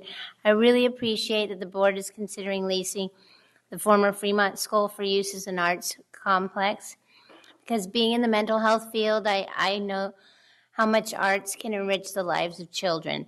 There's so much research that shows that arts help with creativity, confidence, help students to learn problem solving, perseverance, focus, collaborative skills, and dedication. My own daughter has been a student at the Sacramento Ballet for many years, and she's learned many of these skills, learned self-discipline, focus. I have a daughter with special needs who is very involved with theater. She calls theater her second family, and I strongly believe in the arts, and I hope that you will vote yes to help enrich the lives of children. Good evening, board members. My name is Sofia Barrios Allen, and I've been dancing since I was 4. I'm 16, and to me, dancing is my life. I couldn't see myself doing anything else. I see friends of mine who are in high school who are doing really bad in school and kind of just hang out with their friends and don't really care. And for me, dance has given me a purpose in life and to look forward to something like that. Thank you. Hi, my name is Natalie Bourgeois, and I am a student of the School of the Sacramento Ballet. And one thing that really is good about ballet is it teaches you not only focus and discipline, but determination and the hunger to succeed in things. Like, my grades have improved since I've started doing dance, and I think that it teaches you great life lessons. And like, when we learn, we push through every time, like the hard times that we have in class, and we push to succeed, to get our leg just a little bit higher, and just all those things can help you in life too, to push to succeed with everything you do. And thank you. If our next 5 speakers can please line up: Ed Van Brink, Elise Sorkin, Chelsea Glass, Julie Wolfenden, and Sergio Barrios. Buenas noches. My name is Monica Einstein Rodriguez, and I am not a ballet dancer. I am a business owner, and I'm also the product of exile. Having grown up in Argentina, I then was raised in Israel, Brazil, and the United States, where I had access to the arts. I believe that was critical in allowing me to be the business owner I am today. I was also named the Sacramento Hispanic Businesswoman of the Year in 2010, and the California Hispanic Businesswoman of the Year in 2011. That would not have been possible if I had not been able to foster my creativity that then allowed me to be an entrepreneur. And I believe entrepreneurship is key to this region. It's key to Sacramento. It's in its past, and I believe it's in its future. Thank you.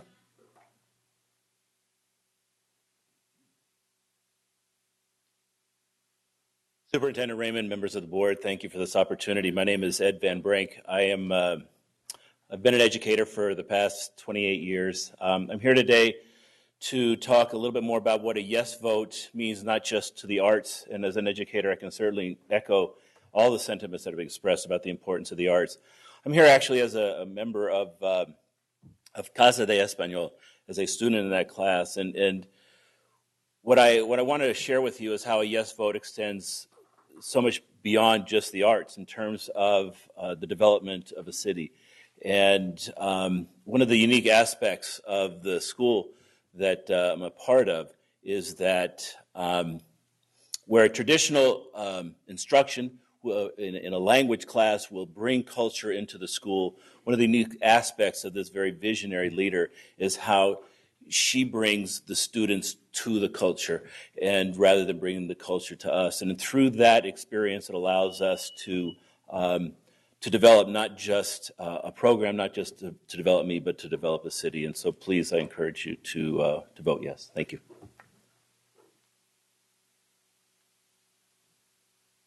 Hello, my name is Chelsea Glass. I once popped out of the oven in the Nutcracker.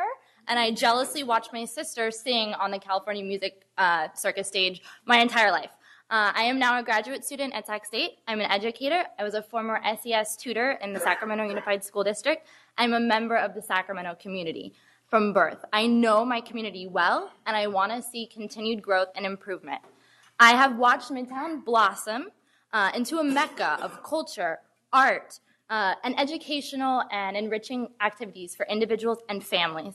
It is extremely important that we continue to cultivate a sense of community that unifies our diverse population and puts our city on the map.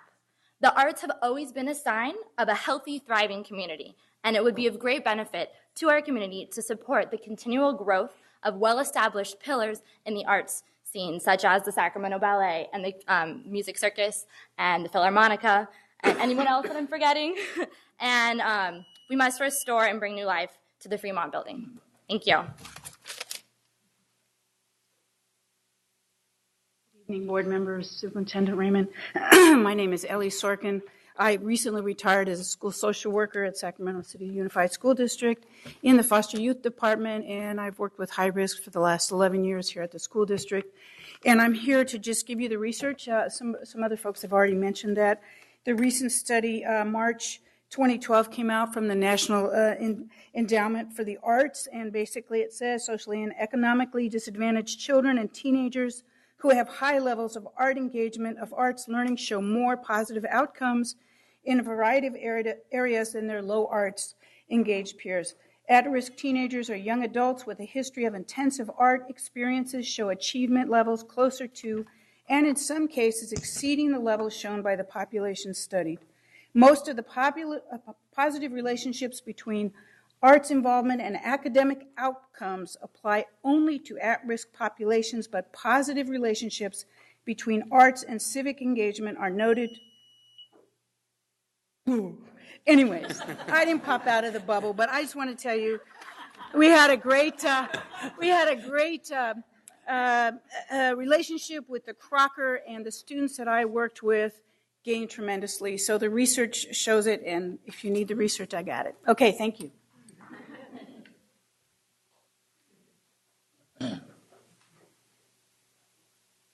Good evening, members. My name is Julie Wolfenden. I'm pleased to be here tonight to tell you that I am a third-generation Sacramentan, former member of the Sacramento Ballet, proud parent of Catherine Wolfenden, who spoke earlier, and I have one main point. By using the facility in this matter, you have the opportunity to transform lives, plain and simple. This is an opportunity for not only children to benefit, school children, but for adults. And I can't think of another opportunity that you can do just that. So I urge a yes vote. Thank you very much. If our final three speakers can please line up behind the podium, Megan Deems, Jackson Margolis, and Joel Wolfenden. Good evening. My name is Sergio Barrios. I'm many things, but mostly I'm Sofia Barrios' father. I'm here to please, plead that you guys give the school to the arts. I've seen Sacramento grow from a small little town when sidewalk cafes were outlawed to a nice, very cultural, very diverse city that I would like to see grow even more. And like Einstein says, imagination is more important than knowledge, and imagination is greater when exposed to the arts. Thank you very much.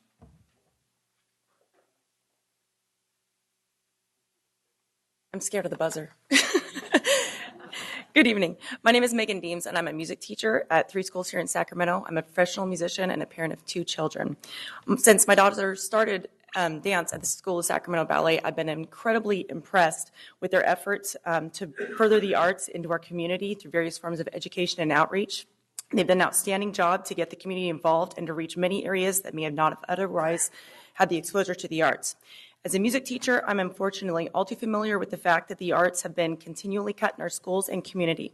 A well-rounded education, including arts, unfortunately is a term we don't hear very much of these days due to budget constraints and various other issues faced by today's school, which I find is very, very sad because, of course, this is critical to our children's development and to being well-rounded people, good citizens, and future leaders. As a school board, I'm sure you're probably limited, as most districts are, with their financial ability to support arts programs within the schools. However, here is a great way to help show your support for arts education and to do something that would so strongly benefit our children and community from an educational standpoint. As a fellow educator and parent, I hope that you will approve this wonderful opportunity for our children and community. Thank you. President Cuneo, may I interrupt Mr. Margolis here and move that we extend the board meeting to 11 o'clock? Second. Motion to extend the board meeting to 11 o'clock by Vice President Wu, second by Vice President Kennedy. All those in favor? Aye. Opposed? Abstentions? Go ahead. Okay. Hello, I'm Jackson Margolis, and I have a story to tell. So, when I was young, I think it was like 3, I was with my mother, and we turned on the TV, and Anchors Away turns on. And my eyes were glued to the TV. I was like, whoa, dancing. And I'm staring, and I realized the actor's name was Gene Kelly, and I'm like, whoa. And the movie ends, and I'm like, Mommy, when will I be able to do something like that? And the next month, I actually named myself Gene Kelly.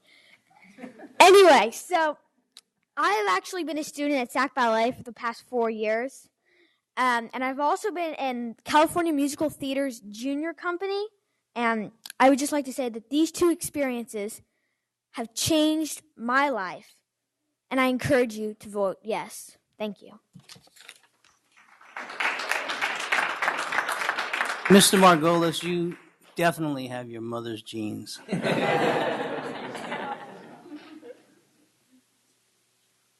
Hello, my name's Joe Wolfenden. I guess I'm the last one in line. I just want to say I encourage you to vote yes on this. As a 40-year resident of the Midtown area, I've seen Midtown change quite a bit. In my work life, I've spent the last 20 years being involved with cultural activities and museums in Sacramento, and involved in the organization and founding of Sacramento Association of Museums, a group of 30 museums in Sacramento. I've seen how important it is for groups to collaborate with each other, professional groups involved in arts and culture, and also the importance of the support from the city and local governments in helping them do their collaborations and provide their services to the community. And again, I would hope you would vote yes on this measure. Thank you.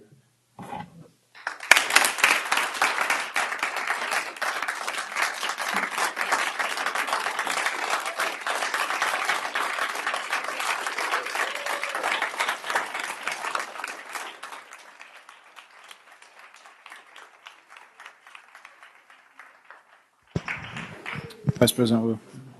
Thank you, President Cuneo. At the risk of making a long evening longer, I'm going to go ahead and move that the Sac City Unified School District start collecting $1 a year from the company. That's my motion. Second. You want to speak? We have. Well, that's the motion on the table. So we have I think Member Arroyo. Sorry. Thank you, President Cuneo, and I do have a couple of follow-up questions per the last board meeting that we have. And I can't thank you enough for all the hard work that has been done to get this project to this point. It's worthwhile, and it's something that we really definitely need to consider and expand, given the fact that the arts have taken such a huge hit over the years. A couple of questions that I had raised before is, since there was very little public debate about what to do with this site, one of the issues that I raised is, what are we going to be doing for adult ed since it was housed there? And I know that there are some challenges there because of the facility and so on and so forth. Superintendent Raymond provided me some numbers of what we're doing in the district. Nonetheless, as the LCFF funding comes through, and hopefully we will continue to get more of a steady source of funding for adult ed, I'm hoping that I can get the commitment from the rest of the board that we can do an aggressive effort to find a also centric location. And hopefully, I know that there are hopefully some bond monies available for other facilities that, if this is the plan for this site, can railroad it, right? But I think that we cannot forget about a huge segment of the population that we were serving, and that need hasn't gone away. And we really need to keep in mind that they're a part and they're part of the fabric, and we need to help with their academic achievement as well. And so for another conversation, but at least if I can get the commitment from the board that we need to be very aggressive in finding a permanent location beyond the Charles Jones Skills Center and diversify the locations to serve a population that is much in need of academic services. That's my first. And you guys can nod and tell me if you agree or not. And then the second is, I really want to drill down a little bit more about, the plan to provide full access throughout the district and to all children to this arts facility. And if you can just summarize really quick the type of services the students are going to get, and then the numbers. I mean, what kind of numbers are we expecting to provide? I know that you mentioned in your plan that sites from the 3 different areas from the district will have access. I mean, what kind of access are we talking about? And then I'm just going to lump the questions so that maybe you can hit them all at once so that we don't extend this section. What are the numbers that you're expecting to be part of this program? And then how are we going to monitor to make sure that indeed we are servicing and providing access to the entire district? Are we going to produce annual reports? I mean, how are we going to be what's going to be our monitoring process on the board? I can't thank enough for you guys coming up to let us know how important the arts are. But as I see the demographics of the people that came up, I'm not sure that it's quite reflective of the district, right? And I want to make sure that next time that there's a new expansion for the arts, we see representatives from every corner, parents, kind of advocating for that, because they also deserve that kind of access. I think that a lot of the people that spoke already being served or are already connected to the ballet. I just want to make sure that it's not only them, but as I said, children throughout the district that have that access. So with that, it's all my comments and questions all wrapped up. And so if you can please. Hello, my name's Gail Carrick, and I'm Fine Arts Training Specialist here at Sac City. I just wanted to emphasize that the plan is to create a stakeholder group that will not only include representatives from the organizations and from different departments here at Sac City, but also community members, students, and parents, and that they will actually draft the long-range plans for this partnership. And what we presented tonight is a proposal of what year 1 programming could look like. But it is still part of the plan for that, even that proposal to be approved by a stakeholder group that would involve. Can you add ELAC to the group of parents that you are considering to add or invite for that discussion? DLAC, I'm sorry, yeah. And then, sorry, lead me to. And you were asking about numbers of students, and so where we begin is not at all where we plan to end up. And but for the first year, the specific numbers that we have are at least 50 students will have access to some summer camps. At least 1,000 students will have an opportunity to go and visit and experience a rehearsal of either the ballet or the opera or the Philharmonic.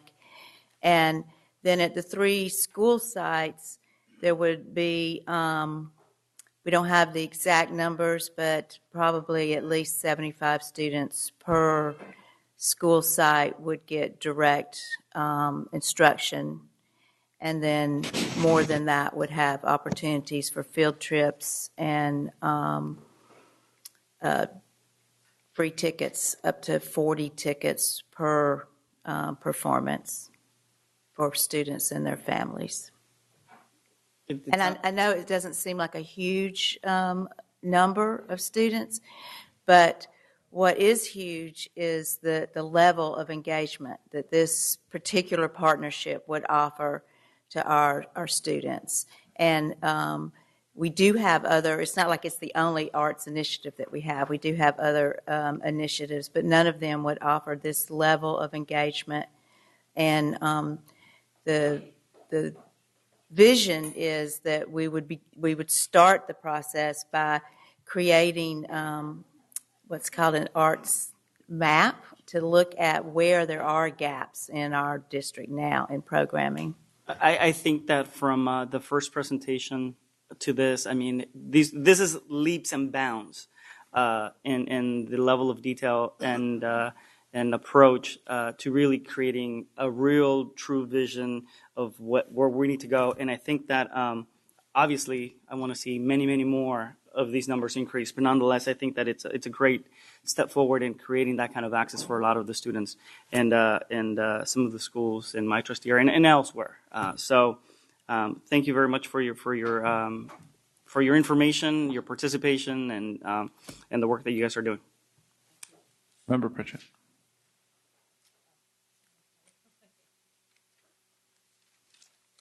Thank you. First off, thank you, Member Arroyo, for bringing up the adult education portion of this. And I do hope that soon we could see that on a future agenda and our board discussing that. I do feel that that's really important.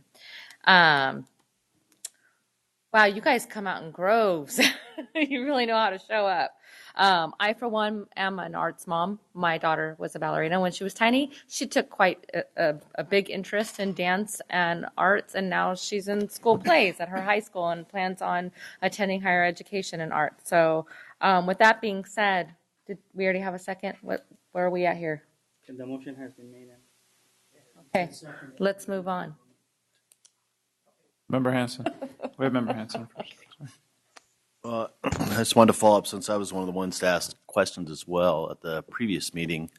I'm still a little bit concerned about 40 years as quite a stretch. However, I think with the outpouring of community support, I think was really critical. I really appreciate you helping coordinate and bring folks here so we understand the depth of the support of the community. It's clear, and it always has been clear, that arts are a critical part of Sacramento. And as we grow our city, to have a facility there that would be there for 40 years, that beautifies the neighborhood. It is a fantastic building that needs to be rehabilitated. I'll be supporting this evening. I hope that we can continue to revisit the agreement as time goes by and as the program grows and it becomes more solidified in the city, and make sure that we're delivering the maximum benefit to the students, in the community, the owners of that building. $1 a year is a pretty good deal for 40 years, but I do see the value going both ways. So thanks for bringing folks here to let us know the community's support for the project. So my quick comment is socioeconomic diversity and ethnic diversity in the composition of the students that are participating in this program is central to my support of this and essential to who we are as a district. All those in favor, we have a motion by Vice President Wu to approve the lease agreement between the City of Sacramento, Sacramento City Unified School District for use of the Fremont site, a second by Vice President Kennedy. All those in favor? Aye. Opposed? Abstentions? It has been approved. Thank you very much.